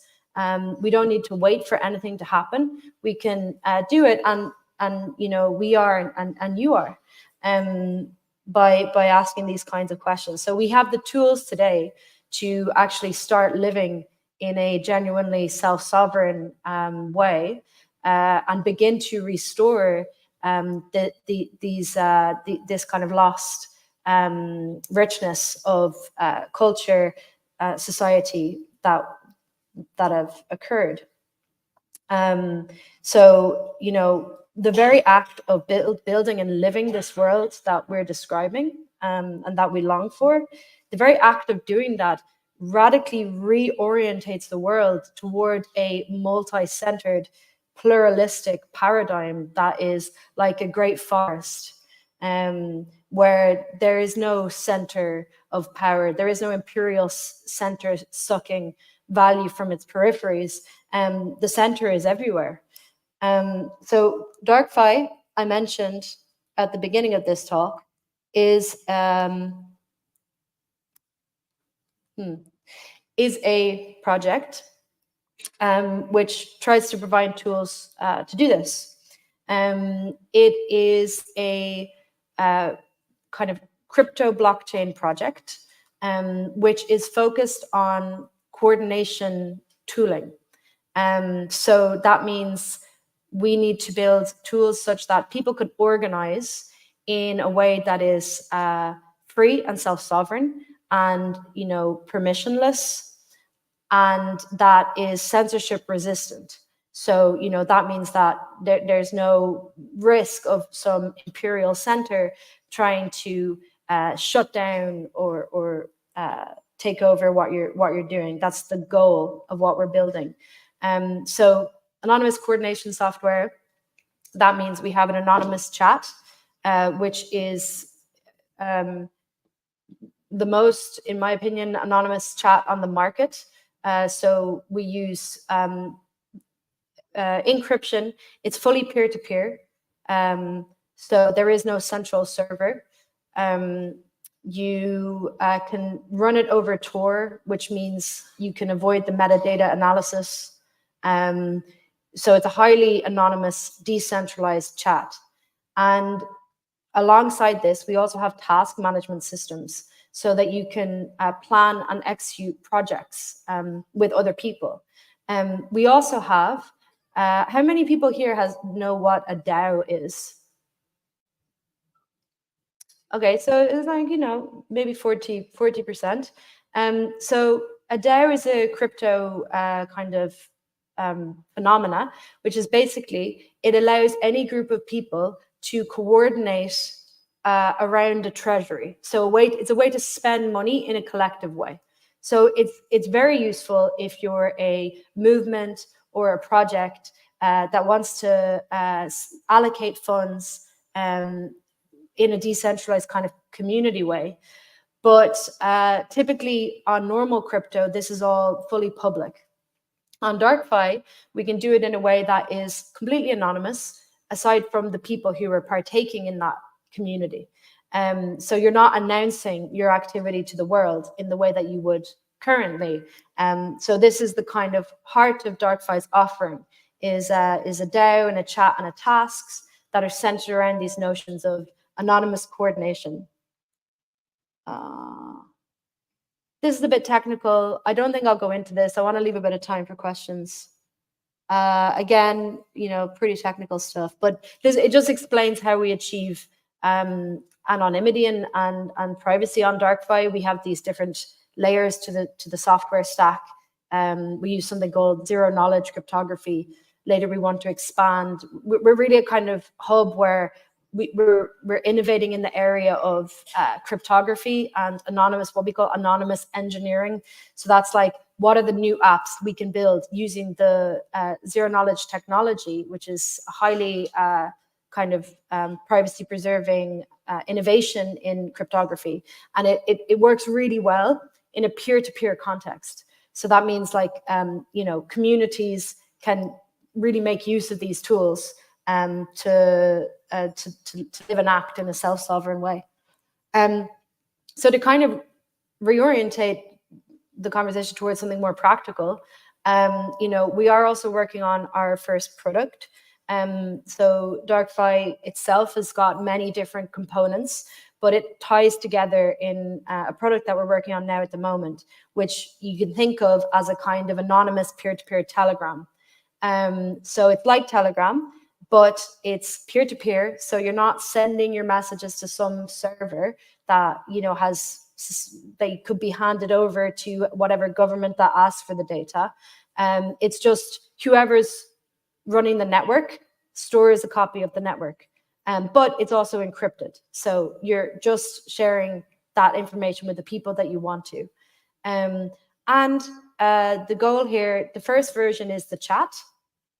So it's very much like Telegram, but we're adding these plugins. So we have anonymous task management systems. I mentioned the anonymous DAO, and the vision is, you have a kind of a Telegram type interface where you can easily, with your community, make use of these tools, and it's cross-platform. So it can be on your phone, on your computer. We aim to support, many different kinds of hardware. So that's kind of the vision of what we're building. So, we're called DarkFi. I like to say the dark, has been kind of falsely aligned with like things which is scary and sinister. That's another example of a kind of a misinformation and a corruption of the true nature of darkness. Darkness is about fertility. It's about regeneration. The darkness of a forest or ocean, or even of the darkness of space. Dark is something that's full of potential and full of mystery and beauty as well. So that's what we mean when we say DarkFi. And we have a little phrase, "Let there be dark." And for me, it means let there be life. So let there be dark. Thank you.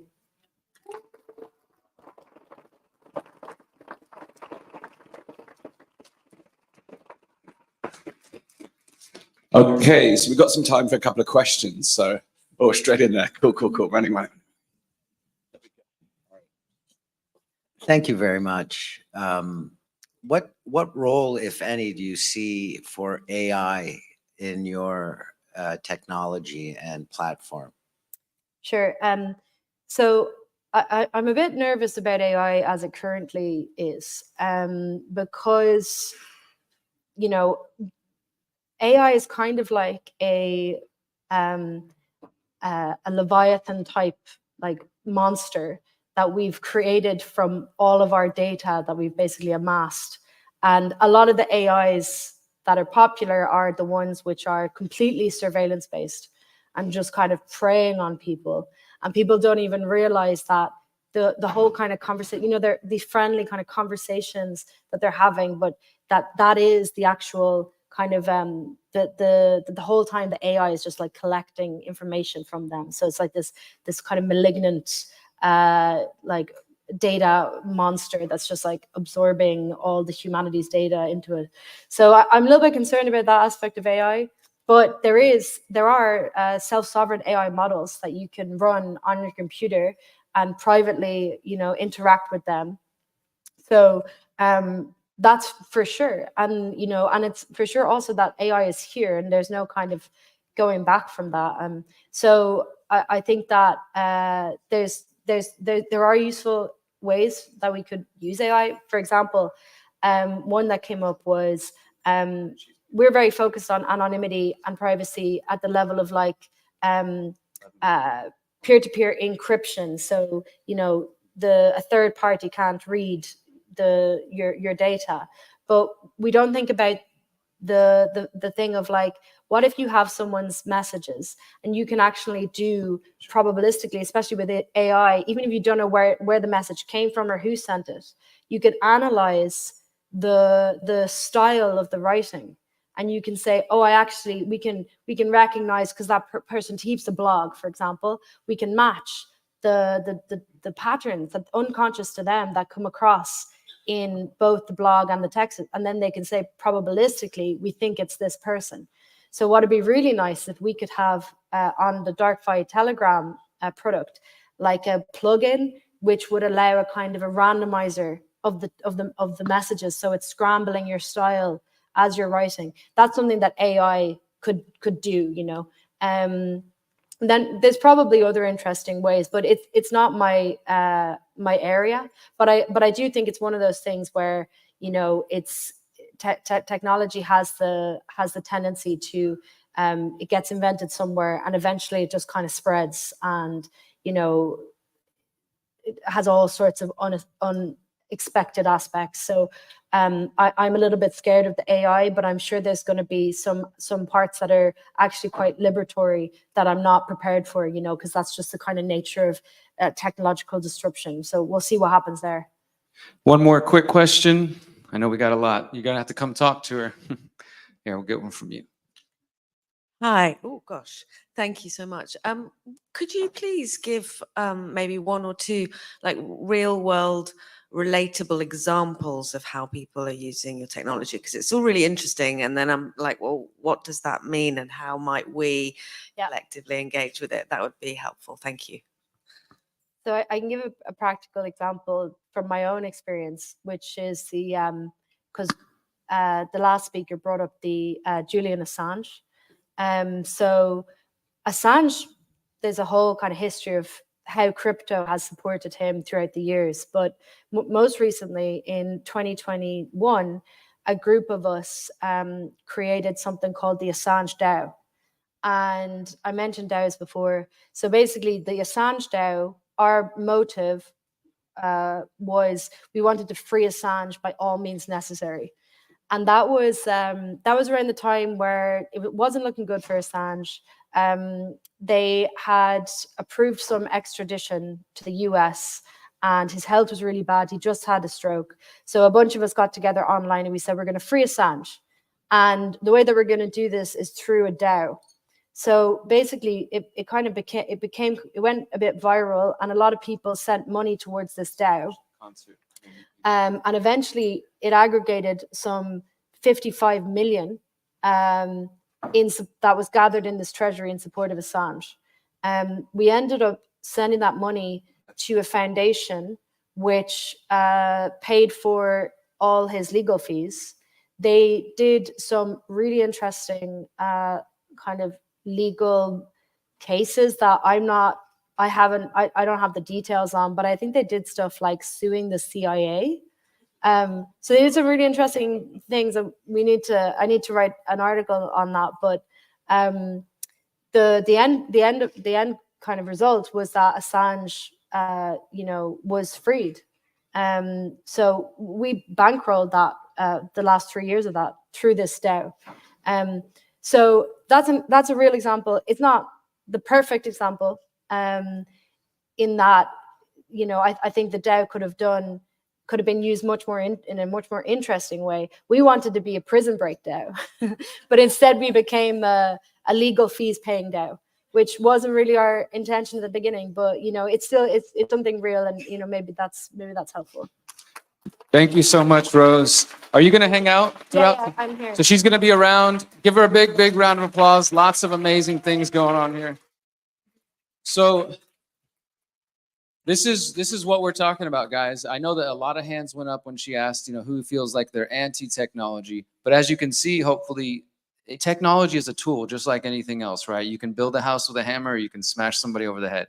You can spy on people with digital technology, or you can build tools to protect people. And the reality is, we do live in a digital world. We don't necessarily need to go all the way in, metaverse, you know, full-on brain chips in the head and all that. But we can still understand the benefits of technology. And thankfully, we have people like Rose and her team, as well as Robert with BChat earlier. And we're about to hear from Hakeem with the Above Phone, who are working on the tools that those of us who don't know anything about building these things can come along and can use and support. So hopefully you guys understand that. I just want to make a couple of announcements before we go to our last speaker before our lunch break. I want to encourage you to conserve your energy today. I know we have long days with speakers and workshops, but tonight in this very room, we are having the People's Reset concert, and this is going to be a full-on amazing experience. We're going to have 4 performers. In fact, does anybody know who DubFX is? If you don't know him yet, I encourage you to come find out, because he's an international touring artist who's been traveling around Europe and the UK and Australia for almost 20 years now, performing in the streets and in clubs and in festivals. He just arrived. We just welcomed in. He's going to be closing things down tonight. So I encourage you to conserve your energy to come back tonight around 7 o'clock for the concert. And for those at home, I'm sorry, you got to come join us next year. Let's make some noise and encourage everybody to come back. If we do this again in the UK, well, maybe let's start there. You've experienced about a day and a half of what we call the People's Reset. Do you think we should do this again? Is this something we should continue to try to do? Dan, we got to make it happen, Dan. They want it to happen.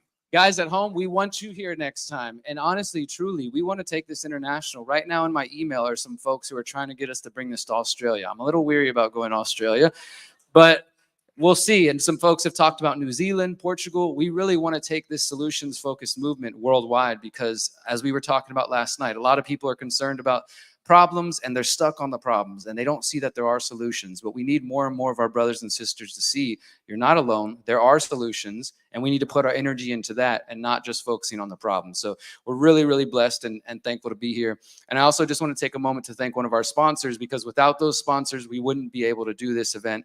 Dan and I have talked about this. I mean, this event, to put on in all transparency, is upwards of £55,000 to be able to arrange this, to welcome all you lovely people, to pay for hotels, to pay for speakers, to pay for the production staff. And let's make some noise for our production staff here, Steve and Carl, Pushback. And to all the volunteers, we've got an amazing team. We really wouldn't be able to do this without our sponsors. So I just want to make a note of the Weston A. Price Foundation. Anybody familiar with Weston A. Price Foundation? You can find them at westonaprice.org. They've been around for over 20 years now, and obviously they're based on the work of Weston A. Price and talking about nutrient-dense foods and trying to bring people back to health, much like we heard from Clive earlier. So they are one of our sponsors that helped us make this happen. We're really grateful for them. I believe they have a table upstairs, and I encourage you to go check them out and check them out at westonaprice.org. All right, so our final speaker for the morning session is a good friend of mine. He's also part of our tech team, and he's just all around a good person, good guy who's got lots of knowledge to share when it comes to health, when it comes to digital technology, and so much more. So please give a warm welcome to Hakeem Anwar.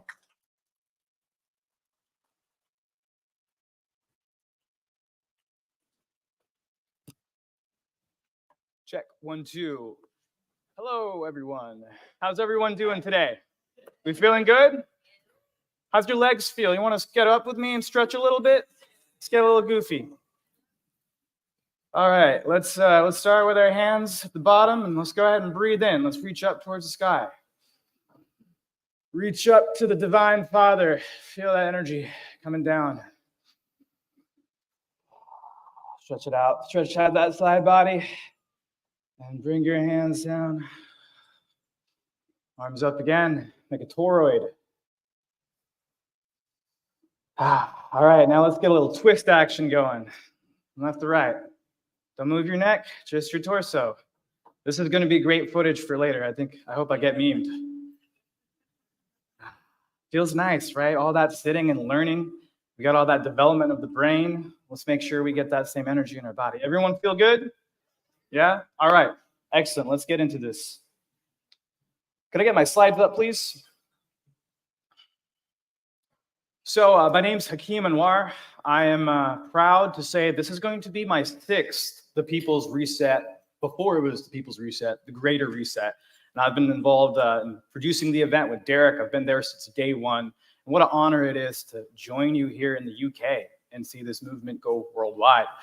We've been through a lot of ups and downs, and just growing with that, and also running a company at the same time.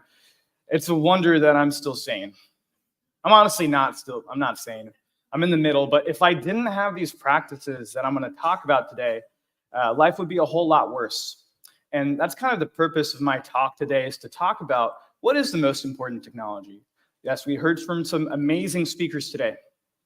Rachel, Robert, and the rest of the gang, which this is technology that could change our life. But the real technology, the one that we should focus on first, is really inside of us. There we are. The world's most powerful technology. So what is it? Did you know our brain shows indications of quantum processes? This is a study done in 2002 from Trinity College in Dublin, Ireland, where they discovered through MRI imaging that there was these interesting signals inside of our brain water in our head. So they had 40 participants lay down in an MRI and do different breathing exercises. They were attempting to study whether quantum entanglement exists in the brain. And quantum entanglement is 2 pieces of matter being able to influence each other at a distance.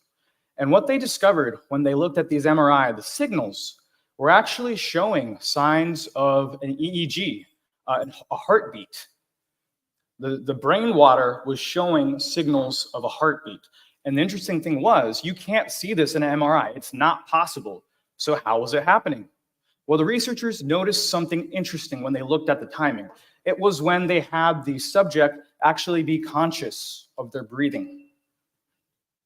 And so they were changing the signals inside of the water in their brain due to that. So what does that mean? That means our brain could be quantum computers, and consciousness can affect matter. We're sitting inside the most powerful computer that there is, and it has the power to change reality. It has the power to change matter. Now that is very exciting, my friends. And so the focus here for this talk is, how do we develop these internal technologies so that they're more powerful, so that they're more clear? So when we have all these things we need to learn, as we've seen over the past 2 days, all the farming, all the technical knowledge, that we can show up as our best self, so that we can retain the information, and so that we don't have to study, so that comes easy. And that comes from developing this internal technology. Now, the problem is we've got this badass computer, right? We came out with it. We kind of don't know we're inside of it. Where's the documentation? That's the first thing that you do when you're working with a new piece of technology. You get the documentation. No one ever gave us a documentation for the human body. We had to go and figure it out ourselves. Where does it actually live? Well, we can look to different ancient texts, like the Tao Te Ching, the Vedas, and you see that they were trying to give us hints along the way, but we just kind of forgot. Now we don't pay attention to those texts anymore. But what's really cool throughout the research for this talk is I discovered these ancient texts are coming back into mass consciousness. And what's more than that, they're evolving to be accepted by more people. And with that, they are becoming more adaptable. They're becoming more, we need them. We honestly need them, because our lifestyle today is harmful. We're dealing with more poisons than ever. If there's a time we need these ancient practices of breathing, movement, meditation, and contemplation, it is now. And once we work on this energy body, we'll see the difference. So where is this documentation? All right, I'm going to pause for a second. If any of you know me personally, I'm a technologist, and I'm kind of going out of my lane here. Hakeem, what are you doing? Why are you talking about health? Well, a little bit about me. So I'm the founder and CEO of Above Phone. We are a freedom-focused technology company. Again, we've been sponsoring the Greater Reset from the very beginning. We're here in person. We have a booth upstairs, and we make all these different products, hopefully so that humanity can use technology to free itself, to empower itself, and to exchange with each other. Now, I just want to mention really quickly, this is the first time our team, our Above Phone team, has met each other in person. We only knew each other on the internet. We hadn't even seen each other's faces, and we're not weirdos. That was good. We met in person. We're all right. We're a good bunch. But it really made my heart warm to see the team getting along. It felt like a family. I don't know if they're here in the audience. Are you guys here? They're upstairs? Okay, they're doing their jobs. They're doing their jobs. Okay, so I'm just going to mention this very briefly, and could we put the slides back up? This is going to be our products. I'm going to only speak for a few minutes about it, but if you're interested in the technology, I'm going to be doing a workshop right after this talk. So that's going to be upstairs in the activators room, where we're going to get hands-on with all these products. We also have a special promotion for anyone who's interested in a privacy phone. So I'm going to be showing off the phone. I'm going to be showing off our laptop. Both of these products are built on open source technology. They are universal. So when you use one of our services, you can use it on the phone, you can use it on the laptop, and we have things like encrypted communications, internet phone numbers, video conferencing that's outside of Zoom, that is private, email, and calendar. And these are all things we're going to need to use to organize our life. So we have it across all of our products. We also have a SIM service, a cellular service that we will be releasing next month. So we have all these products. They work really well. We have several thousand customers now, and we're really tightening up to make this accessible to everyone. An important part of that is education. You can get the shiny new gadget, but who's going to teach you how to use it? That's why when you get one of our products, you get FaceTime, you get real life video call time with people. So I highly encourage you, come check out our booth and come out to the workshop after this talk. And there is the link at the bottom of the page if anyone wants to look at our offer for today. What we got here? Oh, that was the wrong slide the whole time. Oops. There it is. All right, so these lost programs. I'll talk about these ancient texts. What exactly are they? Well, metaphorically, if we're staying with the computer thing, we're in this giant computer. What are the programs I need to write? What are the inputs that I can actually control? Where's the joystick on this thing? Oh, no, not that one. Well, there's only a few inputs that you can have. You've got your breathing. You've got the movement of your body. And there's other practices we'll get into. And I'm not an expert on any of this. I'm just scratching the surface. But with the lifestyle I live, I wouldn't be able to do the things I'm doing if I didn't have these practices. And there's some things in here that might resonate with you. There are some things that won't. Take what works for you. Don't take all of it, right? This is your journey. Our souls are all different. Our bodies are all different, as we'll see. This is something completely personal to you. The other thing I noticed when doing my study for this is that this ancient wisdom is only passed down from student to teacher. And it's only in recent eras that we're seeing this knowledge reach mass consciousness. You used to have to beg the rishi, this is thousands of years ago, the ancient yogis, the rishis in the Himalayas, students would go to their feet and beg, please, can I study under you? Can you teach me the breathing secrets? And only then would they be inducted, and they would study for them for years, for a decade, before they were initiated as yogis. Now, we're starting to see you can find this information online. That is really exciting. That doesn't mean, though, this should be your only source of information. I encourage you to seek out these practitioners in person. We need to keep these arts alive. We need to bring them forth. And the beautiful part is, I'm constantly thinking about the darkness that's happening in the world right now, how there are human souls suffering from being trapped in a place, from being restricted from food and water, and having their lives threatened every day. What I'm going to talk about today cannot be taken from you. No matter what, it's going to stay with you. You're going to have movement to do it. You're always going to be able to breathe. So it is something that cannot be taken away. We don't have to worry about tyrants coming after these things. And also, they're completely free. It's always a good feeling. Oh, slides, please. All right, breathing life fully. So we're breathing in right now. Maybe we're not so conscious of it. But does anyone want to take a guess? I kind of messed this up because it's on the slide. Does anyone want to take a guess how much a person normally breathes? 12%. About half a liter, which I learned. There's an imperial pint, because we're in the UK, right? That's about a beer. And that's about how much you're breathing. You want to guess how much your lungs can actually hold? Up to 4 liters. That's like 2 of them American Coke bottles, you know? And we're only using 12%. So I've been thinking about my own progress and my growth, and I feel like I'm like 20 to 30% of my fullest potential. What if I breathe at 100% of my capacity? What if I breathe? What if I start with that?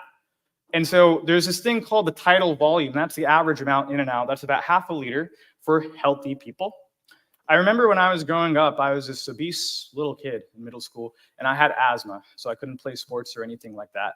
And they took me to a children's hospital, and they had me blow into a tube. And it was really hard for me, so they had a game where you're supposed to get the ball up, and I really sucked at it. And I just realized recently, they never taught me how to breathe.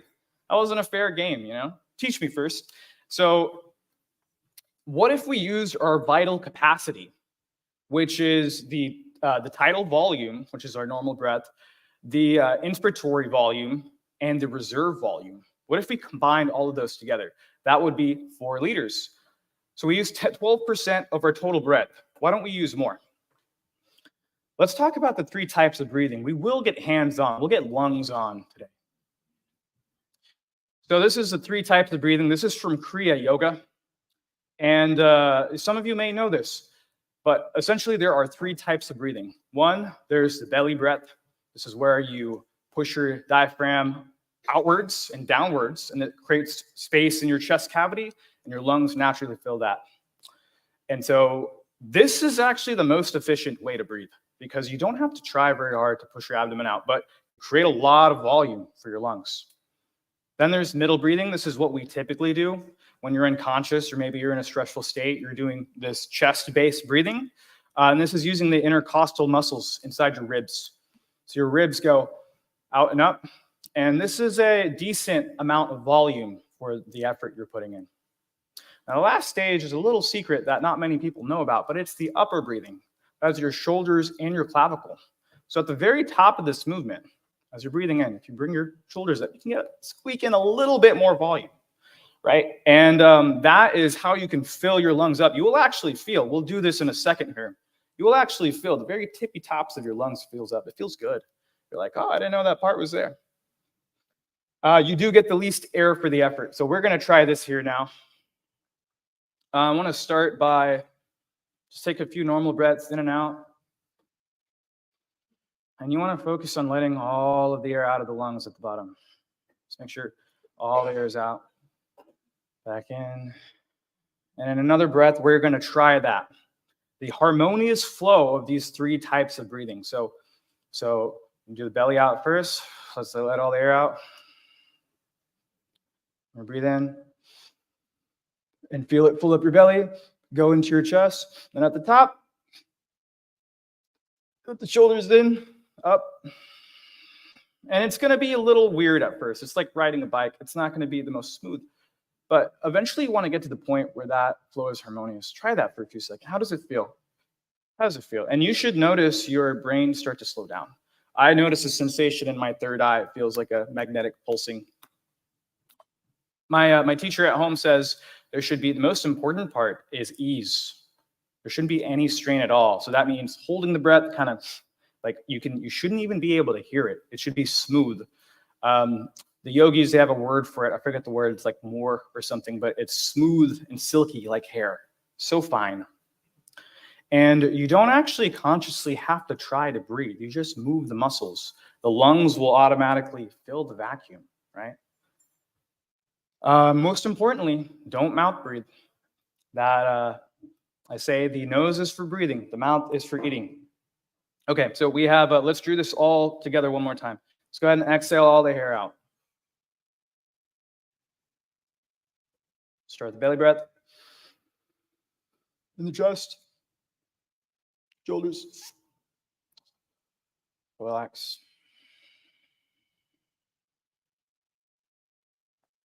All the way at the bottom. Hold 2 seconds. The yogis say that they don't measure a person's life in seconds or minutes. They measure it in the number of breaths. We have a finite number of breaths. So make your breaths long. Make your breaths slow. You'll live longer. Another really cool thing about pranayama is I thought, the reserve volume in your lungs. No matter what, do you know you can't exhale all the air out of your lungs? There's always going to be about 0.2 liters in there.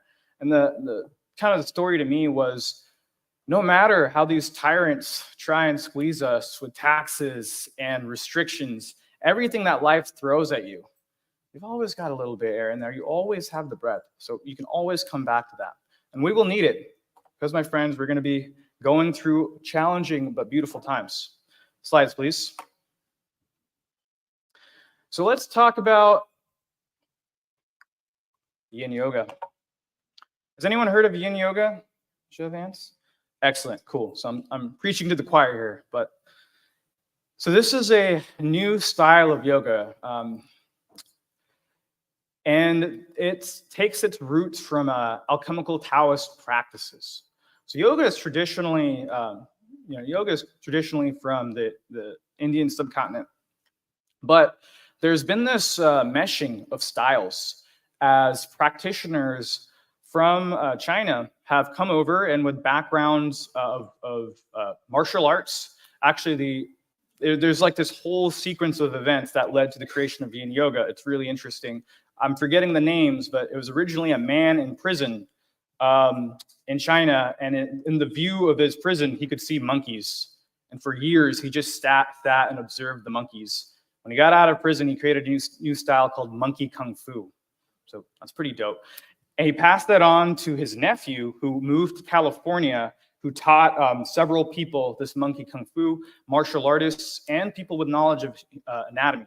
These teachers, Paul Grilly is one of them, helped co-create what is now known as yin yoga today. And yin yoga is different. In normal yoga, there's a few hundred to a few thousand different positions. In yin yoga, there's only 5 fundamental archetypes. You can see them down there if you want to take a picture. And these are going to get all of the major tendons, the deep fascia in the body. Why is this important? Well, this is actually fitting into the previous section. Has anyone tried to sit in lotus pose? Doesn't that hurt? Yeah, when I started training a few months ago, I was like, dang, is this right? And it turns out my back was weak, my hips were tight. And to get into the deeper levels of meditation, lotus pose is almost a requirement to sit comfortably. Yogis will meditate from hours to days. You cannot do that without a strong body. You need to be able to be flexible. And so yin yoga, well, with our sedentary lifestyle, we've built up all these resistances. So yin yoga actually breaks down the imbalances in the body. And there's so many benefits. So you can go to paulgrilly.com, I would consider him one of the founders, and he's done a lot of great work on that. So why yin yoga? Kind of went into this a little bit, but there are so many different benefits: physical, energetic, and emotional benefits. For me, I carry a lot of tension in my hips because I'm on a computer 14 hours a day like that. And so when I do this hip work, a lot of things start to happen to me. One, my body is like, you bastard, I got you back for this. Feel the pain. And I'm like, I'm so sorry, please. Yin yoga is supposed to be uncomfortable. It's supposed to be uncomfortable. You're supposed to feel the pain. You're supposed to feel the discomfort. You're not supposed to feel the pain. I'll preface this by saying, if you feel pain, maybe don't do this. Maybe ease off. And there's this concept in yin that is going to the appropriate degree. So it's finding your edge. Our bodies are all different, but this is very important to stretch and massage the deeper connective tissues of the body. Does anyone know what fascia is? Yeah? Yes, a lot of people have heard of that. Well, in anatomy books, there's not that much devoted to fascia, even though it holds the entire bodies together, even if it holds our capillaries, bones, and muscles in place. But yin yoga is directed to break up the fascia. And it also clears up the energy blockages in the body. In the systems of Qigong, or the systems of energetic yoga, the nadis, all of these different energy pathways in the body, these will break up and allow the energy to pass freely, which will give you more energy. It also is excellent for your joints and getting more joint mobility. So these are all things that we need, because as we age over time, our bones fuse together. We start to develop more collagen in our fascia, which makes them tighter, and we lose the elastin, the different components of our fascia that allow us to be flexible. And so you start doing this, your muscles will get longer. Your muscles will get longer. And it also, yes, it prevents your bones from fusing together. Next slide, please.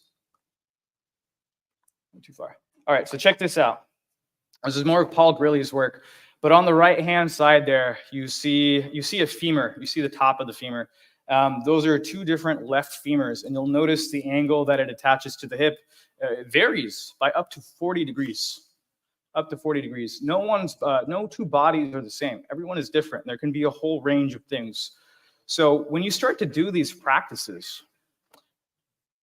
don't try and imitate the pose. There are some poses that are going to be much harder to obtain, as you can see. On the left-hand side there, you kind of see towards the front.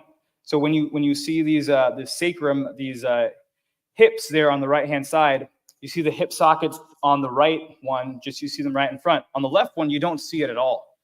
So there are some positions that are going to be a lot easier than others. So again, this is finding your edge. Okay.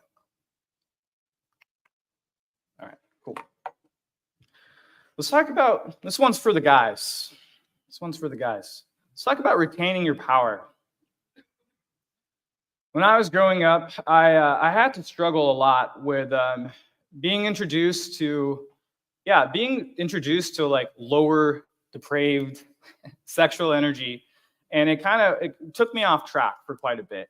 And this is an issue that's near and dear to my heart, because I mean, I've moved past the regrets with that, but I see what it's doing to the next generation. And I see how pervasive sex is in our society, and these carnal, these lusts, these hedonistic pleasures. And as I've grown, I've gotten a little bit more wisdom. I've realized this is not the way to enlightenment. And it's also depleting our life force energy. So for us guys, especially, I can't really speak for girls, but I'm sure there's energetic practices. All of these ancient sciences, all of them talk about semen retention. All of them talk about semen retention. Now, when you look up studies, that's actually, apparently it's misinformation. And they point to content. It's actually harmful for you. You should jerk off all the time, right? It's insane. But the main yamas in yoga, which are these are your personal values. These are the values of the yoga. Even one of the main yamas is brahmacharya, which is continence or abstinence, or not using your energy sexually. And there are a lot of different leakages that can happen when you're focused on sex. There is also these great people who have talked about the importance of conserving your sexual energy, like Swamiji, Swami Vivekananda, who is responsible for bringing Vedanta yoga to the United States. And he basically says he has superpowers. Actually, all of these guys do. They say they have superpowers because they have practiced abstinence for 12 years, or a period of 12 years. And actually, not just abstinence, but keeping their mind pure from sexual thoughts, from sexual energy, avoiding that energy leakage. And if you look at some of these guys, so there's Swamiji, there's Om Ram Mikolev, there's Mantak Chia. If you look at their life, they would literally go on stage and not do any preparation and literally talk from the top of the head. They were able to generate these incredibly deep and complex thoughts and learn incredibly quickly and be able to share that. So there was some level of superhuman ability there, and they all credit being pure, not letting out their sexual energy. So Swamiji says to abstain for 12 years. to achieve that power. That doesn't seem feasible. I'm not saying to do this, but it's just something to think about. And hey, I'm sure there's yogis who would disagree with me, but there's also in Taoist practices, there is something called the Tao of love, where you don't ejaculate per se, but you have different types of orgasms by retaining it. So I think, you can have your best of both worlds, right? You don't have to give up life's pleasures totally. So what are the benefits? So I talked about it. Enhanced memory. Joy. Omram Miklev talks about this a lot, but he finds joy and happiness from the other types of intimacy, from loving God and caring about others in a different way besides carnal desires. You retain that energy and life force. So imagine not getting tired. Imagine not feeling sluggish. Operating at your full potential. And also manifestation. As you clear up this energy body, we talked about that quantum computer. Imagine if you could use it at 120%. All the things you would manifest. I can only imagine. What would you manifest? Maybe it would be easier by retaining your power. So guys, food for thought. This is something I started doing recently. Has anyone heard of ecstatic dance? Good. You guys are all in the know.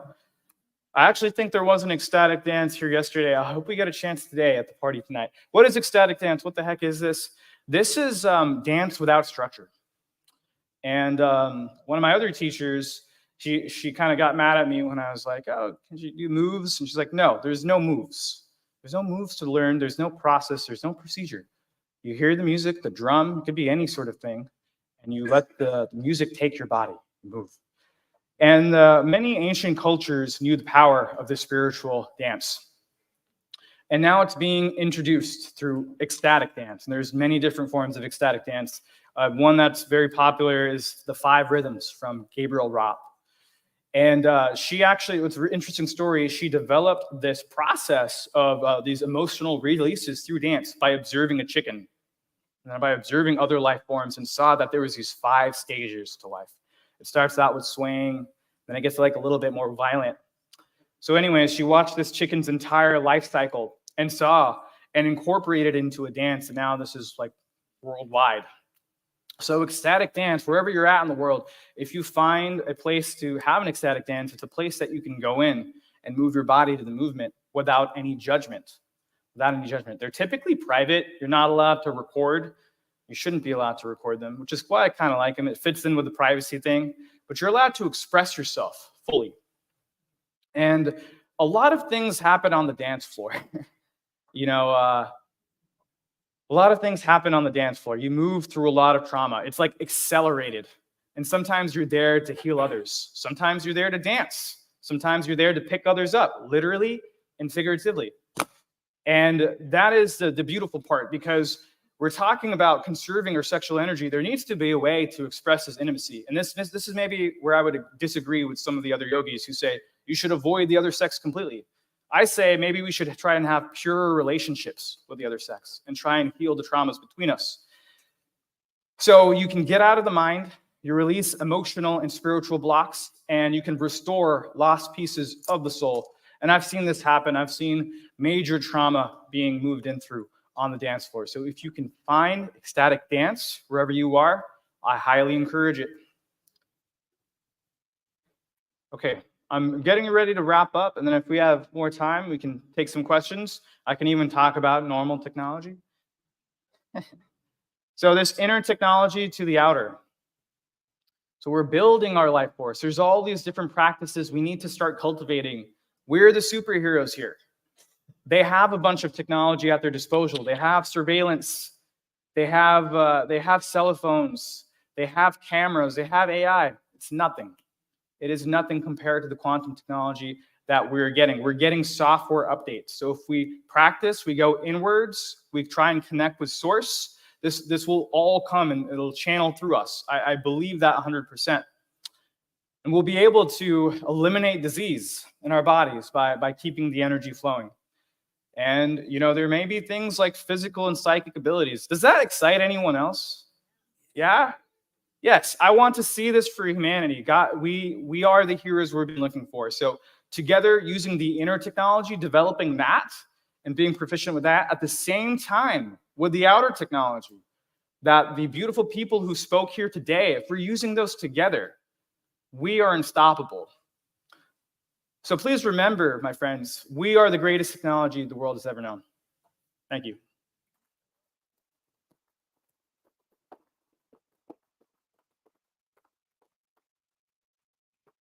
Okay, so I'm here to handle the questions. Who's got a question for Hakeem? Not Right all at back. once now. I'm running.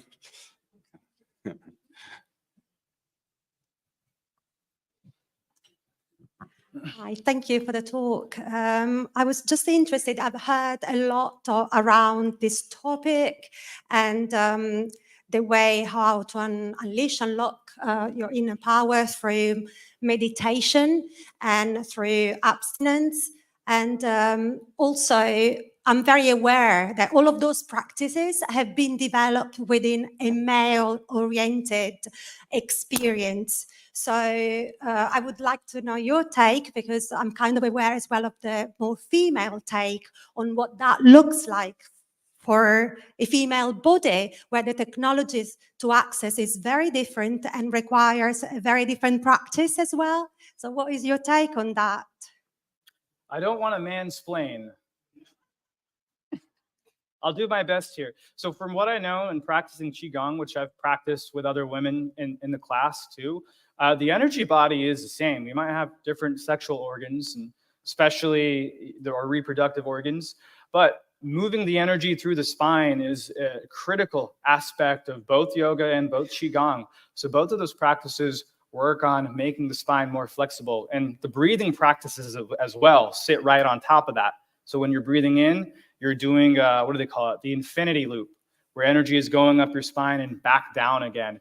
And you can also contract the same perennial muscles down there, and that will actually, it will kind of stop the chi at the top. As far as I know, that process is the same for women.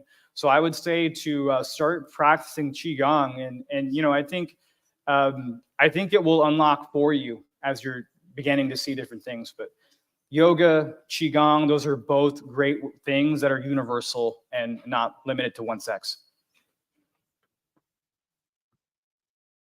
Okay, thank you. Happy with that. Let's any other questions? One over here, Robert. I have a question.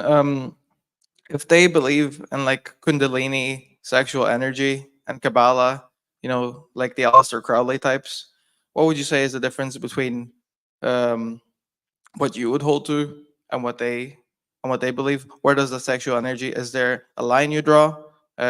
Because they would agree with a lot of what you said. So, you know, what is the difference between this sort of sexual energy practice between what they believe and what you believe?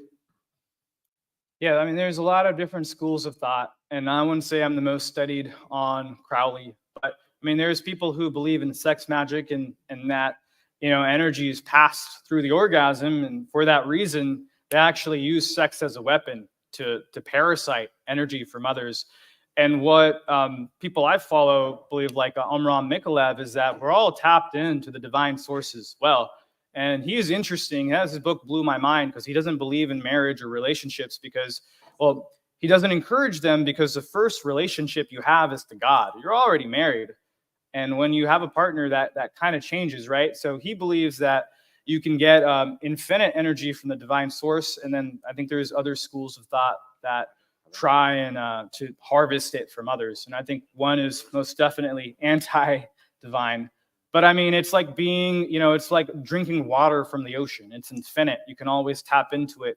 So I think a lot of those practices are short-sighted, and they also do it without having done the inner work, which can lead them down really dark paths. And if you go into it unprepared, yeah, it can change your life in a bad way. So I don't recommend going down any dark magic paths until you have achieved states of at least deep meditation.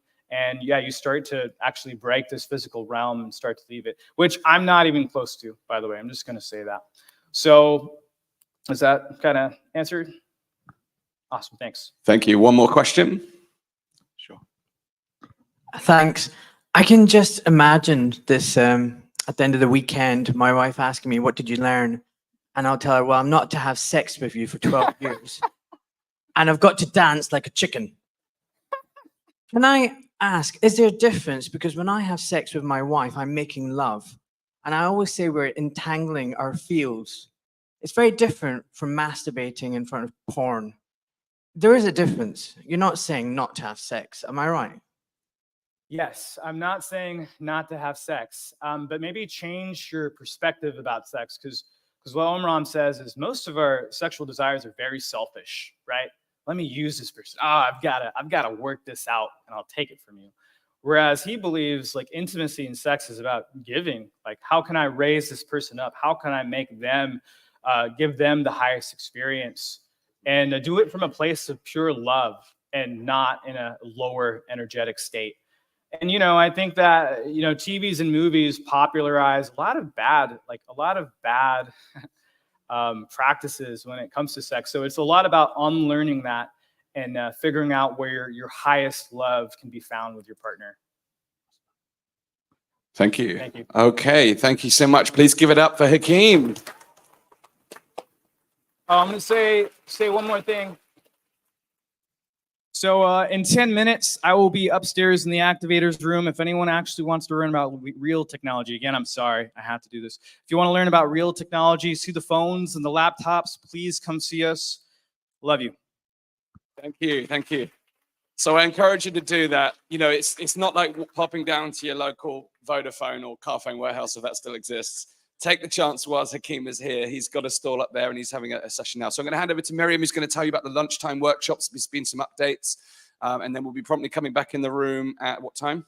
At 2 p.m. Okay.